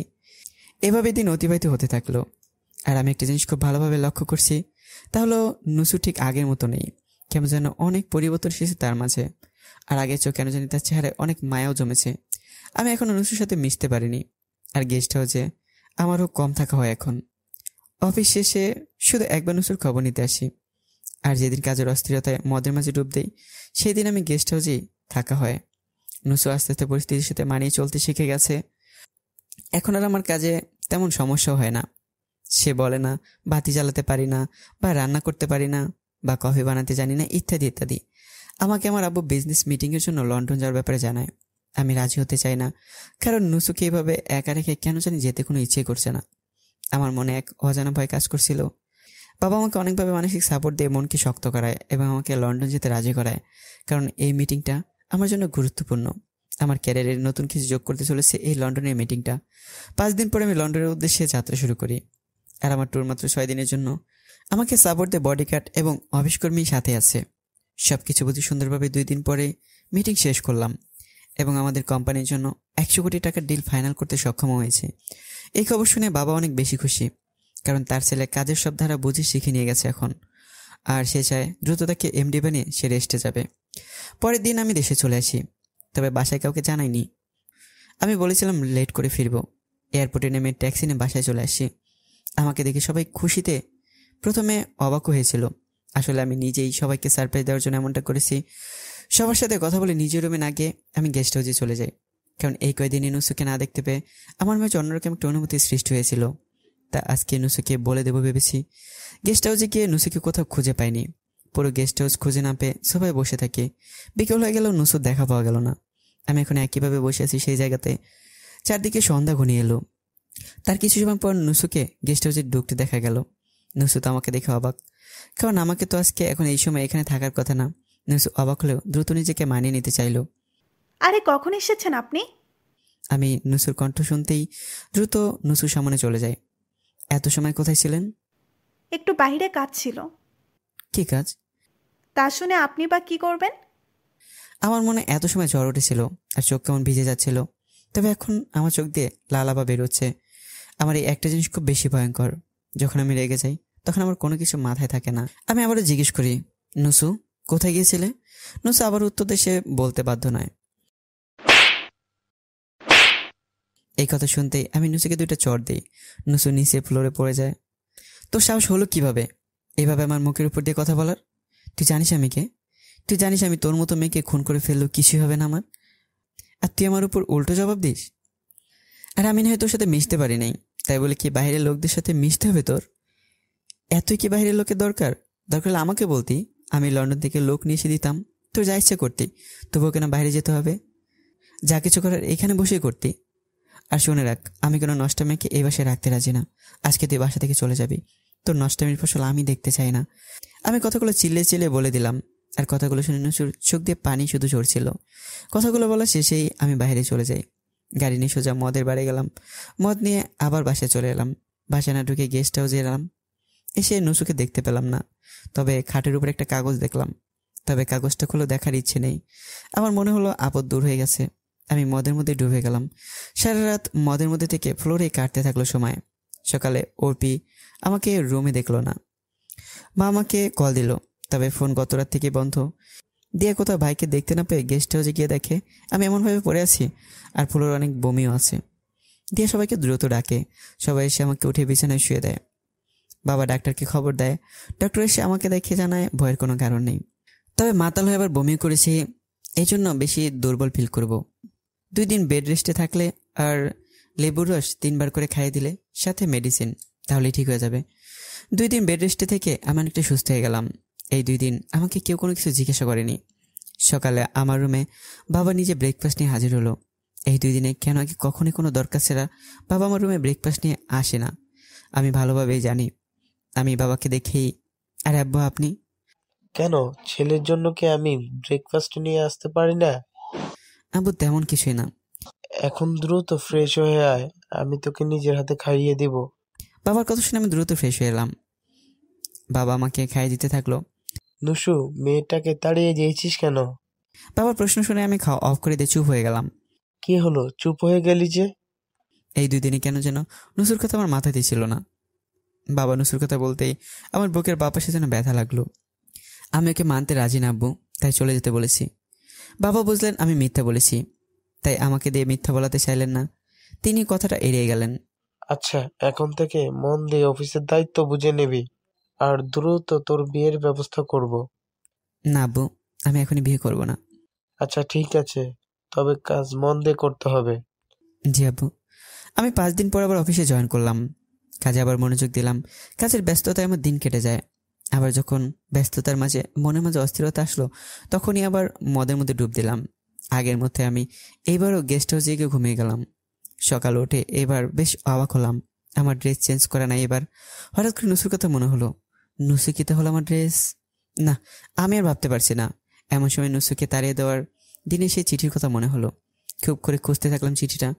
অনেক খোঁজার পর টেবিলে এক কোণে পড়ে থাকতে দেখলাম একটা কাগজ। দ্রুততা তুলে পড়তে থাকলাম।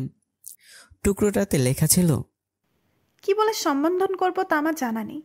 আপনি আমার কে আমি নিজেও জানি না, তবে অনেকটা প্রিয়জন, তাই প্রিয় বলেই সম্বোধন করছি। আর এতে যদি একটু ভুলও হয়ে যায় তাহলে আমাকে নিষ্গুণে ক্ষমা করে দিবেন। প্রিয়, জানেন আমার এই বিয়েতে কোনো ইচ্ছেই ছিল না। কাবিননামায় স্বাক্ষর করতে গিয়ে আমি আমার নিজের সাথে জীবন মরণ যুদ্ধ করেছি। অবশেষে ক্লান্ত বাঘিনীর ন্যায় আমি হার মেনে নিয়েছি, শুধুমাত্র আমার বাবা আর ফ্যামিলির জন্য। তবে এখানে আপনি একটা কথা জানেন না, তাই অজানাই থাক। আর আপনাদের বাসায় এসে আমাকে বেশ অপমানিত করা হয়েছিল, তাতে আমার কোনো দুঃখ নেই। এবং কি আপনি অফিসে গেলে আপনার আম্মু আমাকে দিয়ে মাঝে মাঝে তার বাসার কাজও করিয়েছে, এতেও আমার দুঃখ নেই। তবে আমাকে আপনি আজকে যা বললেন তা আমাকে সত্যি এতটা বাজে বানিয়ে দিয়েছে। জানেন, আপনি যেদিন মাতাল অবস্থায় আমার উপরে জোরপূর্বক স্বামীর অধিকার দেখিয়েছিলেন, সেই দিন আমার নীরবে চোখের পানি ঝরেছিল। তবে আমি তাও মেনে নিয়েছিলাম। আপনি মাতাল হয়ে এলেই আমার উপরে স্বামীর অধিকার দেখাতেন, আর আমার স্বামীর অধিকার অন্যকে দিব ভাবলেন কি করে? আমিও মানিয়ে নিয়েছিলাম আস্তে আস্তে আপনাকে। তবে আর তা হলো কোথায়? আর হ্যাঁ, আপনার সম্পদ এখন আমার গর্ভে। কথাগুলো আপনাকে বলতে ভয় ছিল, তবে চাঁদনি, আদিয়া আপু আর আপনার 2 বোনকে জানিয়েছিলাম। আর হ্যাঁ, আমি বাইরে যেতাম, সেটার কারণ আজকেও আপনার কাছে অজানা থাক। আর হয়তো কখনো দেখা হবে না আমাদের আর। যদি হয়েও যায় সেদিন হয়তো অবাকও হয়ে যেতে পারেন, তবে আমাকে আর ফিরে পাবেন না। ভালো থাকবেন প্রিয়। লেখাগুলো পড়া শেষ হতে আমার মাথায় যেন বাজ ভেঙে পড়ল। তার মানে নুসুই আমার ড্রেস চেঞ্জ করে দিত, আর নুসুই সকালে গোসলের কারণ এইটা ছিল। আর আমি কিনা কত বাজে বলেছি নুসুকে। আর নুসুই গর্ভবতী অবস্থায় এই অচিন শহরে যাবেটা কোথায়? আমি কাগজটা পকেটে নিয়ে নিলাম, দ্রুত ফোন বের করে চাঁদনিকে কল দিলাম, কিন্তু চাঁদনি কল রিসিভ করলো না। আবার আদিনাকে কল দিলাম, আদিনাও কল রিসিভ করলো না। তাই দ্রুত বাসায় গেলাম, দিয়ে আর অর্পিকে ডাকলাম। কি রে, কি হয়েছে? সকালবেলাতেই এইভাবে ওদের ডাকছিস কেন? আম্মু তুমি চুপ করো, এখন আগে আমাকে সত্যটা জানতে হবে। কি সত্যি? জানবে, অপেক্ষা করো। দিয়ে আর অর্পি আমার ডাক শুনে নিজেদের রুম থেকে নিচে নেমে এলো। কি হয়েছে ভাইয়া? নুসু তোকে কি বলেছিল? না মানে বলতে বলছি। দিয়ে আমার চিল্লানি শুনে ভয় পেয়ে নুসুর প্রেগনেন্সির কথা বলে দিল। দিয়ার কথা শুনে মা আকাশ থেকে পড়ল। এত সময়ে বাবা এসে হাজির হয়েছে। আমি তো যেন বরফ হয়ে গেছি। কি ব্যাপার হৃদ, কি শুনছে এগুলো? এইভাবে এই অবস্থা একটা মেয়েকে কি বাসা থেকে বের করে দেওয়া উচিত হয়েছে? কথাটা বলেই বাবা দ্রুত ফোন হাতে নিয়ে পুলিশকে ইনফর্ম করলো। আমাকে আগে বলিস না কেন কথাগুলা? ভাবি নিজে নিষেধ করেছিল। অর্পি শুধু নীরবভাবে সবকিছু দেখে যাচ্ছে। আমি কত বড় ভুল করে ফেললাম। এখন কোথায় খুঁজবো নুসুকে? কতদিন হয়ে গেল, এখন না জানি কেমন আছে নুসু। হৃদ শান্ত হ, একবার ওর বাসায় গিয়ে খোঁজ নিয়ে দেখলে হয়তো সেখানে পাওয়া যাবে তাকে। বাবা কথাটা বলতেই আমি দ্রুত বাসা থেকে বের হয়ে যাই। গাড়ি নিয়ে সরাসরি রওনা দিলাম সিলেটের উদ্দেশ্যে। বাবা আমার সব বন্ধুগুলোকে খবরটা জানিয়ে দিল। তারা নুসুর এমন খবর শুনে আমাকে কল দিতে থাকলো। আমি জানালাম সবার সাথে পরে কথা বলবো, এখন আমি সিলেটে যাচ্ছি। আর তারা যেন নুসুকে খুঁজতে বের হয়। সবাই নুসুকে খুঁজতে বের হয়ে গেল। ছেলের এমন অস্থিরতা দেখে মা নিজের মধ্যে অনুশোচনা হতে লাগলো। দিয়ার উর্পির মুখ তো শুকনো পাতার মতো হয়ে আছে। তারা তো তাদের ভাবিকে সত্যিই পরিবারের একজন ধরে নিয়েছিল। বাবা বারবার পুলিশের সাথে কন্ট্যাক্ট করছে। আদিনা, চাঁদনি, রাকিব, রাজ, রামিম চেষ্টা মতো খুঁজে চলেছে নুসুকে। এদিকে বিকেলের আগে আমি সিলেটে পৌঁছে যাই। নুসুদের বাসায় গিয়ে নুসুকে ডাকতে থাকলাম। নুসুর নাম ধরে ডাকতে ডাকতে নুসুর বোন কৃষু আর তার বাবা রুম থেকে বেরিয়ে এলো। তারা দেখে নুসুর জামাই বাইরে দাঁড়িয়ে। আরে বাবা তুমি? চাচা, নুসু এখানে এসছে? না তো ভাইয়া, কেন কি হয়েছে? ও বাসা থেকে বের হয়ে গেছে, না জানি এখন কোথায় আছে। ভাবলাম মেয়েটা তো তার বাবার বাড়ি, হয়তো এখানে আসবে। থাক চাচা, আমি পরে একদিন শুনবো, এখন আমার হাতে সময় নেই। বলে আমি দ্রুত সে জায়গা থেকে চলে এলাম। আর বাবাকে জানালাম নুসু এখানে আসেনি। কথাটা শুনে বাবার মনে কিছুটা অস্থিরতা চলে আসে। আমি সিলেটে আরো কয়েক জায়গায় খুঁজি নুসুকে, কোথাও পাওয়া যায় না থাকে। এদিকে ঢাকাতে পাওয়া যায় না এবং পুলিশও কোনো খবর দিতে পারে না। আমি ঢাকাতে চলে যাই, আবার ঢাকাতেও খুঁজতে থাকি। ঠিকমতো খাবার গোসল কিছুই করা হয় না আমার। এইভাবে টানা 7টা দিন খুঁজে নুসুকে কেউ পেলাম না। পুলিশ খোঁজা বাদ দিয়ে দিয়েছে। এই দিনে সবার মন থেকে আশাও শেষ হয়ে গেছে। অনেকে ধারণা করে নিল নুসু মারাই গেছে, তবে আমি এদের কথা মানতে নারাজ। তবে আমি দিন দিন না খেয়ে থেকে অসুস্থ হয়ে গেছি। আমার সেদিকে কোনো খেয়ালই নেই। মুখে দাড়ি, চুল উস্কো শুষ্কো, চোখে নিচে কালি, আর মুখ কেমন শুকিয়ে গেছে। বাধ্য হয়ে বাবা আমাকে গৃহবন্দী করে দিল। আমি সবকিছু ভাঙচুর করতে থাকি প্রতিদিন। আমি যেন পাগলই হয়ে গেছি। 1 মাস গৃহবন্দী থেকেও কোনো লাভ হলো না। আমার পাগলামো বন্ধ হয় না। এমনকি কোনো মেয়ে আমার কাছে যেতেই পারে না। আমার ট্রিটমেন্টের জন্য ডক্টর রেখে দেওয়া হয়েছে। তারা শুধুমাত্র কত সময়ের জন্য আমার পাগলামি বন্ধ করতে পারে, ঘুমের ইঞ্জেকশন দিয়ে। তাছাড়া কোনো উন্নতি হয় না। দেখতে দেখতে 3টি মাস কেটে গেল। এখন আমি পাগলামো কম করি, তবে কারোর সাথে কথা বলি না। যেন বড্ড অভিমান জমা হয়ে পড়েছে আমার মনে। ডক্টরগণ কত চেষ্টা করেছে আমাকে স্বাভাবিক পর্যায়ে নিয়ে আসার জন্য, তবে তারা যেন দিন দিন আশা ছেড়ে দিচ্ছে। তবে বাবা তার ছেলেকে সুস্থ দেখতে চায়, তা যে ভাবেই হোক। আমার পরিবারের সবাই এখন আমার জন্য কেমন পাগলের মতো হয়ে গেছে। কারো তেমন নিজের প্রতি কোনো খেয়ালই নেই। আদিনা, চাঁদনি, রামিম, রাজ, রাকিব ফ্রি সময় আমার আশেপাশে কাটিয়ে দেয়। তারাও দিন শেষে আমার অবস্থা দেখে কেমন মন মরা হয়ে যায়। চোখের কোণে তাদের অশ্রু জমে। 4 বছর পর আমি এখন সুস্থতে আমার 2 বছর সময় লেগে গেছে। তবে মাঝে মাঝে এখন আমার চোখের সামনে অশ্রু জমে। গেস্ট হাউসে আমি ছাড়া কারো প্রবেশের অনুমতি নেই। আমি মদ খাওয়া ছেড়ে দিয়েছি, কারণ এই মদ খাওয়ার জন্যই তো আমি নুসুকে ভুল বুঝেছিলাম। আমি এখন কাজের ব্যস্ততাই থাকি। এখন আর কাজের মাঝে অস্থিরতা আমাকে ধরে রাখতে পারে না। বাবাকে অফিস থেকে ছুটি দিয়ে দিয়েছি। এই 4 বছরে কত কিছু পরিবর্তন হয়ে গেছে। আদিনা, চাঁদনি, রামিম, রাকিব, রাজ সবাই বিবাহ করে নিয়েছে। তারা এখন নিজেদের কাজে অনেক সময় ব্যস্তই থাকে। তবে আমি এখন আর কোনো বিয়ে করিনি। সবাই কত চেষ্টা করেছে আমাকে বিয়ে করানোর, তবে কেউ সফল হয়নি। আমার মতে নুসু ফিরে আসবেই। মা প্রতিদিন আমাকে ইমোশনাল ব্ল্যাকমেল করে বিয়ে করার জন্য। আমি আমার আম্মুর এমনটা দেখে অবশেষে মেনেও নিলাম। তবে আমি মেয়েকে দেখতে যাব না জানিয়ে দিয়েছি। পরের দিন আমার জন্য মেয়ে পছন্দ করে ফেললো। এখন সবাই খুশি। দিয়া আর অর্পির মুখে হাসি ফুটেছে। তবে বিয়ের ডেট ফিক্সিয়ে দেওয়া হয়েছে বেশ। এর মাঝে আমার লন্ডনে 2টা মিটিংও আছে তার জন্য, আর মিটিং দুটো খুবই গুরুত্বপূর্ণ। আর আমি এই 4 বছর পর দেশের বাইরে যাচ্ছি অফিসের কাজের জন্য। আমার মনে একটু আশাও বেড়ে যাচ্ছে। কেন জানি মনে হচ্ছে নুসু আমার আশেপাশে আছে, শুধু নিজে থেকে ধরা দিতে চাইছে না। আমি এখনো নুসুর অপেক্ষায় দিন কাটাই। 5 দিন পর আমি লন্ডনের উদ্দেশ্যে পাড়ি জমালাম। পরের দিন সকালে আমার মিটিং। প্রথম মিটিংটা একদিনের ছিল এবং তা যথারীতি ভালোভাবে সম্পন্ন হলো। আমার সফলতায় আমার আব্বু বেশ খুশি হলো খবরটা জেনে। প্রথম মিটিং শেষ করে ফেরার সময় হঠাৎ বাইরের দিকে চোখ গেল আর আমার চোখ এক জায়গায় আটকে গেল। আমি দ্রুত ড্রাইভারকে গাড়ি থামাতে বললাম। আর গাড়ি থামাতেই আমি দ্রুত গাড়ি থেকে নেমে রাস্তার অন্য পাশে তাকাতে আর কিছুই দেখলাম না। আমি গাড়িতে থাকতে রাস্তার অন্য পাশে নুসুকে দেখতে পেলাম, এমনটাই ভেবে হতাশ হয়ে গেলাম। কেন মনে হলো নুসু এইখানেই ছিল? হতাশে ফিরে যেতে হলো আমাকে।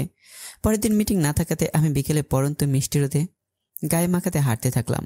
কতদিন এভাবে বিকেলে মিষ্টি রোদ গায়ে মাখা হয় না, শুধু কাজের ব্যস্ততা নিয়েই কেটে যায়। হাঁটতে হাঁটতে একটা পার্কে এসে বসি। এই সময়টা আমার কাছে বেশ ভালো লাগে। পার্কে অনেকগুলো বাচ্চা খেলছিল। আমি বসে বসে তাই দেখছিলাম আর ভাবছিলাম, ইস, নুসু যদি আমার সাথে থাকতো এখন তাহলে আমার বাচ্চাটা এতদিনে আমাকে তো বাবা বলে বুকে এসে জড়িয়ে ধরতো। এইসব ভাবনার মাঝে হঠাৎ আমি বুঝতে পারলাম আমার সামনে কেউ এসে দাঁড়িয়ে আছে।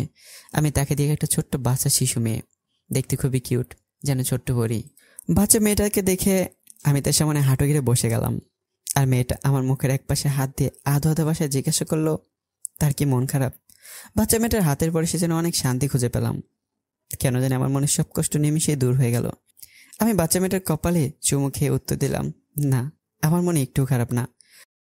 বাচ্চা মেয়েটা আমার সাথে বেশ সময় কথা বলল আর এক পর্যায়ে আমাকে বন্ধু বানিয়ে নিল। কারণ যেহেতু আমি একা বসেছিলাম, সে তো বাচ্চা মেয়েটা ভেবে নিয়েছে আমার কোনো খেলার মতো বন্ধুই নেই। আমি বাচ্চা মেয়েটার সাথে বাচ্চাদের মতো খেলতে থাকি। আমি এই জন্য ঠিক বাচ্চা হয়ে গেছি কিছু সময়ের জন্য। এতে যেন আমার মনে অনেক বেশি সুখ অনুভূতি হচ্ছে। এমন সময় একজন ইয়াং লেডি আর 2জন বিশালদেহী মানব আমার আর বাচ্চাটার মাঝে এসে উপস্থিত হলো। মামুনি, আমাদের যেতে হবে এখন, বলে বাচ্চা মেয়েটাকে উঠে নিয়ে যেতে চাইলো। আমি বাধা দিই এবং আমার কাছে গিয়ে আবারও আমার মুখের এক পাশে হাত দেয় আর বলে, আজকে আসি বন্ধু, আবার দেখা হবে। আমি বাচ্চা মেয়েটার কপালে চুমু দিয়ে বিদায় দিই। বাচ্চা মেয়েটাকে তারা নিয়ে চলে যায়। এত সময় আমি খেয়াল করলাম চারদিকে সন্ধ্যা ঘনিয়ে আসছে। আলো নিভে অন্ধকারে ছেয়ে গেছে চারদিক। আর বাচ্চা মেয়েটাকে বিদায় দেওয়ার পর আমার মনে কিছুটা কষ্ট লাগে। আমি উঠে দাঁড়িয়ে আবার হাঁটতে থাকি। নিজের রুমে ফিরে যাই আর ভাবতে থাকি নুসুকে আর কত খুঁজলে আমি ফিরে পাবো। রাত শেষে সকাল হয়ে যায়। আমার নেক্সট মিটিং আজকে সকালে, তাই দ্রুত রেডি হয়ে বেরিয়ে যাই। মিটিং কেবিনে গিয়ে ওয়েট করতে থাকি লন্ডনের নামকরা কোম্পানির এমডি এবং চেয়ারম্যানের জন্য। হঠাৎ দরজা দিয়ে একজন ভদ্রলোক এবং একজন মেয়ে প্রবেশ করলো। মিটিং রুমের সিকিউরিটি গার্ড তাদের সম্মান জানালো। এরা দুজন হচ্ছে কোম্পানির চেয়ারম্যান এবং এমডি, যাদের সাথে মিটিং করতে সামনে 10 কোম্পানির লোক বসে আছে। ভদ্রলোককে সবাই চেনে, তিনি কোম্পানির চেয়ারম্যান। আর মেয়েটাকে সবার সাথে পরিচয় করিয়ে দিল। মেয়েটা এত সময় হিজাব দিয়ে মুখ ঢেকেছিল, যার কারণে তার মুখ দেখা যাচ্ছিল না। তবে মিটিং শুরু করার সময় তার মুখ দেখা গেল, কারণ সে হিজাব থেকে শুধু মুখটা বের করলো। আর এতেই আমি চেয়ার থেকে দাঁড়িয়ে গেলাম, কারণ সামনের মেয়েটা আর কেউই নয়, আমার নুসু। আমি যেন অবাকের সাথে আকাশ থেকে মাটিতে পড়লাম। এইটা নুসু হয় কি করে? তবু আমি কোনো কিছু ভাবতে রাজি না। আমি ইমোশনাল হয়ে সরাসরি গিয়ে নুসুকে জড়িয়ে ধরে কান্না করে দিলাম। সিকিউরিটি গার্ড আমাকে দ্রুত সরিয়ে নিল এবং নুসু আমাকে বেশ অপমান করে কেবিন থেকে বের করেও দিল। আমি বারবার আমার ভুলের জন্য ক্ষমা চাইছিলাম, আর আমার বারবার নুসু মনে হওয়া মেয়েটা শুধু অপমানই করেছিল। আমাকে বের করে দেওয়া হলে আমি গেটের সামনে দাঁড়িয়ে থাকি, কারণ গেটম্যান আমাকে ভেতরে যেতে দেবে না। আর আমার আচরণের পর গেটে আরও গার্ড মোতায়েন করা হয়েছে। আমার মন থেকে এখন যেন বিশাল পাথর সরে গিয়েছে। আমি নুসুর করা অপমান গায়েও মাখিনি, কারণ ভুলটা আমারই ছিল। আমার ভুলের ক্ষমা করাতেই হবে আর নুসুকে আমার কাছে ফিরিয়ে নিতে হবে। আমার খবর আমার আব্বু এতক্ষণে জেনেই গেছে। সে দ্রুত আমাকে কল দিল এবং আমি তাকে সবকিছু জানাই এবং বিয়েটা ক্যান্সেল করে দিতে বলি। আর বলি নুসুকে না নিয়ে আমি দেশে ফিরবো না। এতদিন তাকে শেষবারের মতো অফিসের দায়িত্ব নিতে হবে। ছেলের পাগলামি আর খুশির আওয়াজের কণ্ঠ শুনে বাবার চোখে যেন প্রাপ্তির অশ্রুকণা চলে আসে। বাবা বাধা দেয় না, এক ফোঁটা পানি তার চোখ দিয়ে ঝরে যায়। আর সবাই তাকে জানিয়ে দেয় ছেলে তার ভালোবাসা খুঁজে পেয়েছে, আর এবার সে কোনো মতে তাকে হারাতে দেবে না। আমি গেটের কাছে অনেক সময় দাঁড়িয়ে থাকি। তারপর গেট দিয়ে অনেকগুলো গাড়ি বেরিয়ে যায়, আর শেষে একটা গাড়ি বেরোতে থাকে যার আশেপাশে সিকিউরিটিতে পূর্ণ। আমি এগিয়ে যেতে চাইলেও আমাকে বাধা দেওয়া হয়। আমি বারবার জোরে জোরে চিল্লে নুসুকে ডাকতে থাকি, তবে আমার ডাক নুসুর কানে পৌঁছায় না। আমি একটা গাড়ি নিয়ে নুসুর গাড়ি ফলো করতে থাকি। একসময় নুসুর গাড়ি বিশাল একটা আলিশান বাংলোর গেট দিয়ে প্রবেশ করে। আমি আবারও অবাক হয়ে যাই। তার মানে কি নুসু তার পরিচয় গোপন করেছিল? আমি দ্রুত রামিমকে কল দিই আর বলি নুসুর বায়োডাটা চেক করার জন্য, আর রাকিবদেরকে ওই বাড়ি থেকে সব জানতে। আমি এরপর থেকে নুসুকে সবসময় ফলো করতে থাকি। বাসা, অফিস সব জায়গায় নুসুর পিছু পিছু যাই। তবে নুসুর গার্ডরা এ নিয়ে আমাকে কখনো টর্চার করে না, আর নুসু যেন আমাকে কিছুই ভাবে না। আমি ঠিকমতো খাবার গোসল কিছুই করি না। নুসুকে ফলো করলেও নুসুর ধারে কাছে যাওয়া হয় না। কতজন সিকিউরিটি নুসুকে ঘিরে থাকে।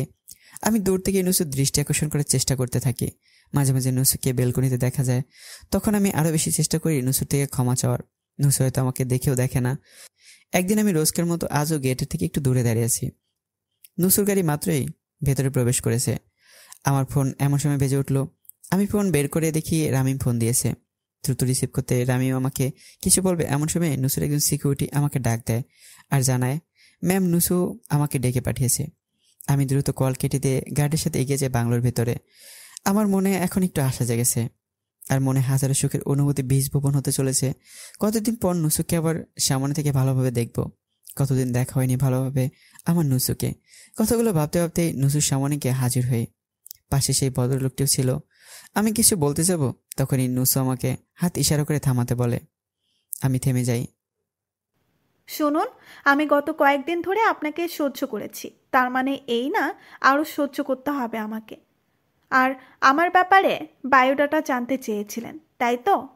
আমি কে, কি আমার পরিচয়? তাহলে শুনুন, আমি কোনো আদিবাসীর সন্তান না। আমার নাম নুসরাত আরা, গোয়েন্দা বিভাগের ক্রাইম রেজেন্স সাবেক প্রধান, নীরা গ্রুপ অফ কোম্পানির এমডি। আর এসব দেখছেন সবই আমার বাবা, এই যে রহমান খানের, তার একমাত্র উত্তরাধিকারী আমি। আর সেই দিন যেন কি বলেছিলেন আমি আপনার যোগ্য নয়। এবার ভেবে দেখুন তো কে কার যোগ্য নয়। আপনার বাসার থেকে 5 থেকে 6 গুণ বেশি লোক আমার বাসায় কাজ করে, আর আপনার থেকেও হাজার হাজার হ্যান্ডসাম ছেলে আমাকে বিয়ের প্রস্তাব দিয়েছিল। আপনার থেকে বড় লোক বলতে গেলে এই লন্ডনের সব থেকে ধনী ব্যক্তির ছেলের বিয়ের প্রস্তাব দিয়েছিল, তবু আমি বিয়ে করিনি। আর সেই দিন শুধুমাত্র ওই পরিবারের সম্মানের খাতিরে বিয়ে করেছিলাম বলে আমি আপনাদের বাসার চাকুরের থেকেও নগণ্য হয়ে গেছিলাম, তাই না? এমন সময় দুইজনকে আমার সামনে আনা হলো। তার আর কেউই নয়, নুসরাত যার বাড়িতে ছিল সে বৃদ্ধ, আর তার মেয়ে রেশু। আমি তাদের দেখে কিছুটা অবাক হয়ে গেলাম। আর এদেরকেও তো খুঁজতে আপনার বন্ধুকে পাঠিয়েছিলেন, তাই না? আমি বাংলাদেশে গিয়েছিলাম মিশনে, আর নিজের পরিচয় গোপন করে এদের বাড়িতে থাকতে শুরু করি। এরা আমাকে অনেক সাহায্য করেছিল, তাই চাই নাই এদের অসম্মান হোক। তাই আপনাকে বিয়ে করতে বাধ্য হয়েছিলাম। আর আপনাদের বাসার বাইরে যেতাম আমার মিশনের কাছেই, তবে তা ভালোভাবে করতেই পারছিলাম না। আর যেদিন বাসা থেকে তাড়িয়ে দিলেন, আর একদিনের মধ্যেই মিশন শেষ না করেই আমি লন্ডনে এসে পদত্যাগ করি। সব কিছুই ভালো ছিল মিস্টার রিদ। দেখো, আমি তো আর কিছু বলা হলো না। চুপ, একদম চুপ। তোর সাহস হলো কি করে আমার মুখের উপরে দিয়ে কথা বলার? তোর কি যোগ্যতা আছে আমার সামনে এসে দাঁড়ানোর? তোর মতো রিতকে আমার তোর বাসায় গিয়ে খুন করে আসলেও আমার কিছুই যায় আসবে না। তোর মতো 2 টাকার ছেলে আমার সামনে এসে দাঁড়িয়ে আছিস, লজ্জা করে না তোর? বেরিয়ে যা আমার বাসা থেকে, এক্ষুনি বেরিয়ে যাবি তুই। তোকে যেন আমার বাসার আশেপাশে না দেখি। দেখা গেলে কিন্তু তোকে খুন করে লাশ করে তোর বাবার কাছে পাঠিয়ে দিব। নুসরাত রেগে চিল্লে চিল্লে কথাগুলো বলল। আমি না বের হতে চাইলে নুসরাত গার্ড দিয়ে আমাকে বের করে দিল, আর হুঁশিয়ারি দিল যেন আমাকে বাসার আশেপাশে না দেখা যায়। আমাকে কথাগুলো বলে নুসরাত তার বাবাকে জড়িয়ে ধরে কান্না করে দিল। তার সেই দিনের কথাগুলো খুবভাবে মনে পড়ছিল। আমি কতটা বাজেভাবে তাকে বলেছিলাম। রহমান খান তার মেয়েকে সান্ত্বনা দিতে থাকলেন আর ভেতরে নিয়ে গেলেন। দেখ মামুনি, আমি বুঝি সবই, আর ভুল মানুষের হতেই পারে, তাই বলে কি এভাবে তোমরা কষ্ট পাবে? না বাবা, আমি আর ওইখানে ফিরতে চাই না। রহমান খান তার মেয়ের কথা শুনে আর কিছু বললেন না। তাকে রেস্ট নিতে দিয়ে তিনি বাইরে চলে গেলেন। আমি নুসরাতের আশা পরিচয় জেনে অবাক হলাম না, কারণ আমার সেই প্রথম দিনের সন্দেহ এখন সত্যি হয়েছে। আমি যে বলছিলাম না তা আবারও সত্য হয়েছে। আমি আমার সত্য কথাগুলো বন্ধু আর ফ্যামিলির সাথে শেয়ার করলাম আর জানিয়ে দিলাম নুসরাতকে না নিয়ে কোনোদিনও দেশে ফিরবো না। যদি এখানে আমার মৃত্যু হয় তবু এইখান থেকে যাব না। 2 দিন কেটে গেল। এই 2 দিনে বেশ কতবার সিকিউরিটি গার্ড আমাকে হুঁশিয়ারি করেছে, তবু আমি শুনিনি। আমি আমার মতো করে চেষ্টা করে নুসরাতের সাথে কথা বলার জন্য, তবুও কাজ হয়নি। 3য় দিন নুসরাতকে বেলকনিতে দেখা গেল। আমি নুসরাতের দিকে সরি লিখে একটা বোর্ড উঁচু করে ধরে নুসরাত যেন না দেখার ভান করে আবার ভেতরে চলে যায়। তার কিছু সময় পর 4 থেকে 5 জন সিকিউরিটি গার্ডের লোক এসে আমাকে এই জায়গা থেকে চলে যেতে বলে। আমি তাদের কথা শুনতে নারাজ। এই সময় গার্ড আমাকে জোর করে পাঠাতে চাইলেও আমি তবুও যেতে চাই না। অবশেষে গার্ড আমাকে টর্চার করতে বাধ্য হয়। এমন সময় একটা গাড়ি গেটের সামনে এসে দাঁড়িয়ে যায়, আর গাড়ি থেকে একটা বাচ্চা মেয়ে নেমে আসে এবং দ্রুত গিয়ে গার্ডের টর্চার করতে বারণ করে, কারণ বাচ্চা মেয়েটা আমাকে আগে থেকে দেখেছিল আর সে আমাকে চিনে। বাচ্চা মেয়েটার কেউ নয়, সেদিন পার্কে আমার সাথে বন্ধুত্ব করা মেয়েটা।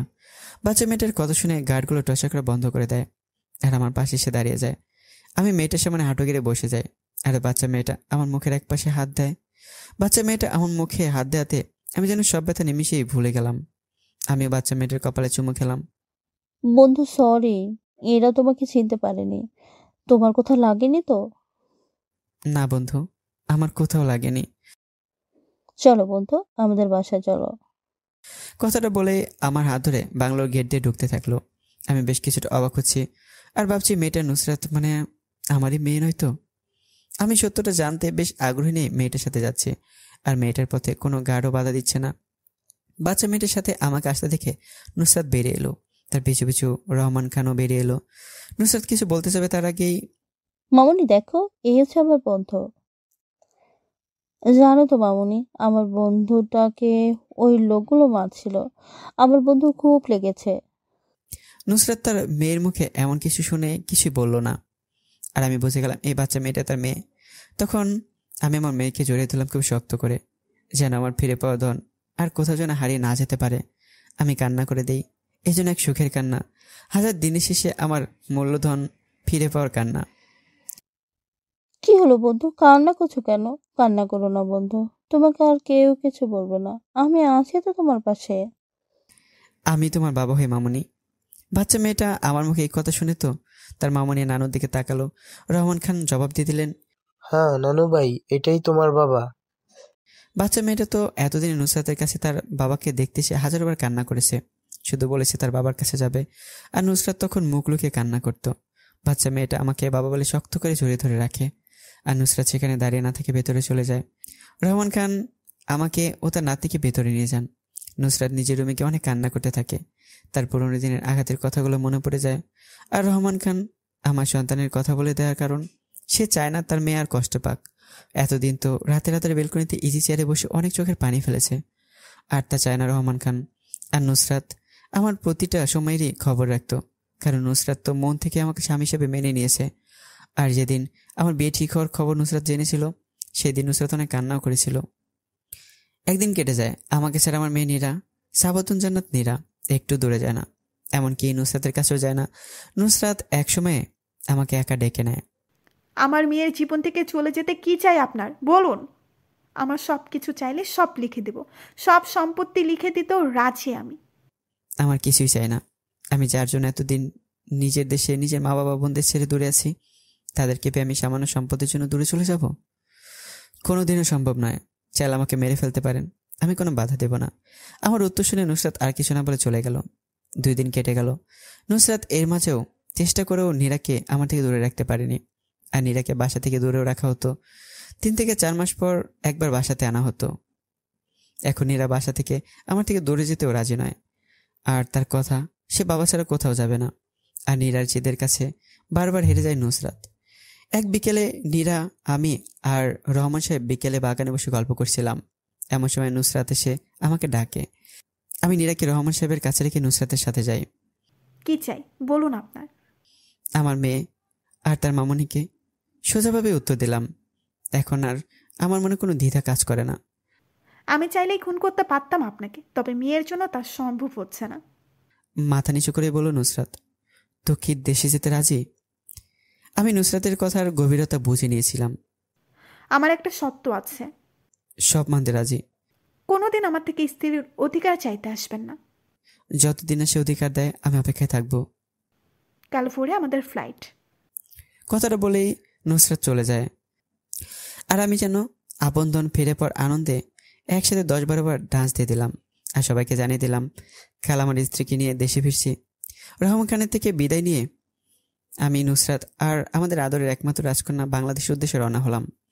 দীর্ঘ সময় শেষে নুসরাত আবার বাংলাদেশে ফিরে এলো। এয়ারপোর্টে সবাই উপস্থিত ছিল।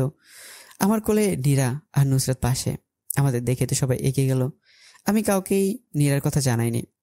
তবুও বাবার বুঝতে কষ্ট হলো না যে এটা তার ছেলে চোখের মণি। সে দ্রুত নীরাকে আমার থেকে নিয়ে নিল। ওর পেট দিয়েও নুসরাতকে গিয়ে জড়িয়ে ধরলো। আর সব বন্ধুগুলো তো আমাকে জড়িয়ে ধরলো। আমি যে আমার পরীক্ষাতে উত্তম ফলাফলে সফল হয়েছি, আমার বিশ্বাস আজ সত্যি হয়েছে। বাবা নুসরাতের কাছে গিয়ে তার কর্মের জন্য ক্ষমা চাইল। নুসরাত তাকে মায়ের আসনে বসিয়ে রাখলো। সবাই যেন ফিরে পাওয়া অমূল্যধন বাসায় নিয়ে এলো। বাসায় এত সময় নতুন রূপে সেজে গেছে। আমি খবর দেওয়ার পরেই বাসায় ডেকোরেশন করা শুরু হয়ে গেছে। আমার আর নুসরাতের রুম যেন বাসর ঘরে পরিণত হয়েছে। সবাই অনেক সময় আড্ডা দিল। নুসরাতকে নতুন করে বউ সাজিয়ে দিল আদিন আর চাঁদনি, যেমনটা প্রথম সময় দিয়েছিল। নুসরাতকে রুমে রেখে সবাই নীরাকে নিয়ে ব্যস্ত। আর আমি তো বাগানে গিয়ে আকাশের দিকে তাকিয়ে আছি, কারণ এত খুশির মাঝে নুসরাতের থেকে দূরে থাকাটা আমার জন্য কষ্টের। তবু আমি কষ্ট জয় করতে চাই। এমন সময়ে আমার ফোনে মেসেজ টোন বেজে উঠলো। তাকে দেখে আননোন নাম্বার থেকে এসছে। মেসেজ ওপেন করে দেখি যা লেখা, আমি তো বেশ অবাক হয়ে গেলাম। কিরে, তুই কি বাসর ঘরে আসবি নাকি গার্ড দিয়ে তুলে আনতে হবে? আমি একা আর কত সময় বসে থাকবো? আমার বরকে যে খুব কাছে পেতে ইচ্ছে করছে। 1 মিনিটের মধ্যে যদি রুমে না আসিস। আমি আর বসে থাকতে পারলাম না, দৌড়ে রুমে চলে গেলাম। রুমে গিয়ে হাঁপাতে থাকলাম। আমার অবস্থা থেকে নুসরাত দ্রুত বিছানা থেকে নেমে এসে আমার সামনে পানির গ্লাস এগিয়ে দিল। আমি দ্রুত পানি খেয়ে নিলাম। এইটুকুতেই হাঁপিয়ে গেলেন মিস্টার রিদ? আমি নুসরাতের কথার উত্তরে কিছু না বলে নুসরাতকে কোলে তুলে নিলাম। আজ যে ভালোবাসার পূর্ণতা পেতে চলেছে, আর সবকিছু শেষে আমার ভালোবাসা ফিরে এসেছে। যা ফিরে পাওয়া নামে অব্যাহত থাকবে। ভালো থাকুক সকল ভালোবাসা। আল্লাহ হাফেজ।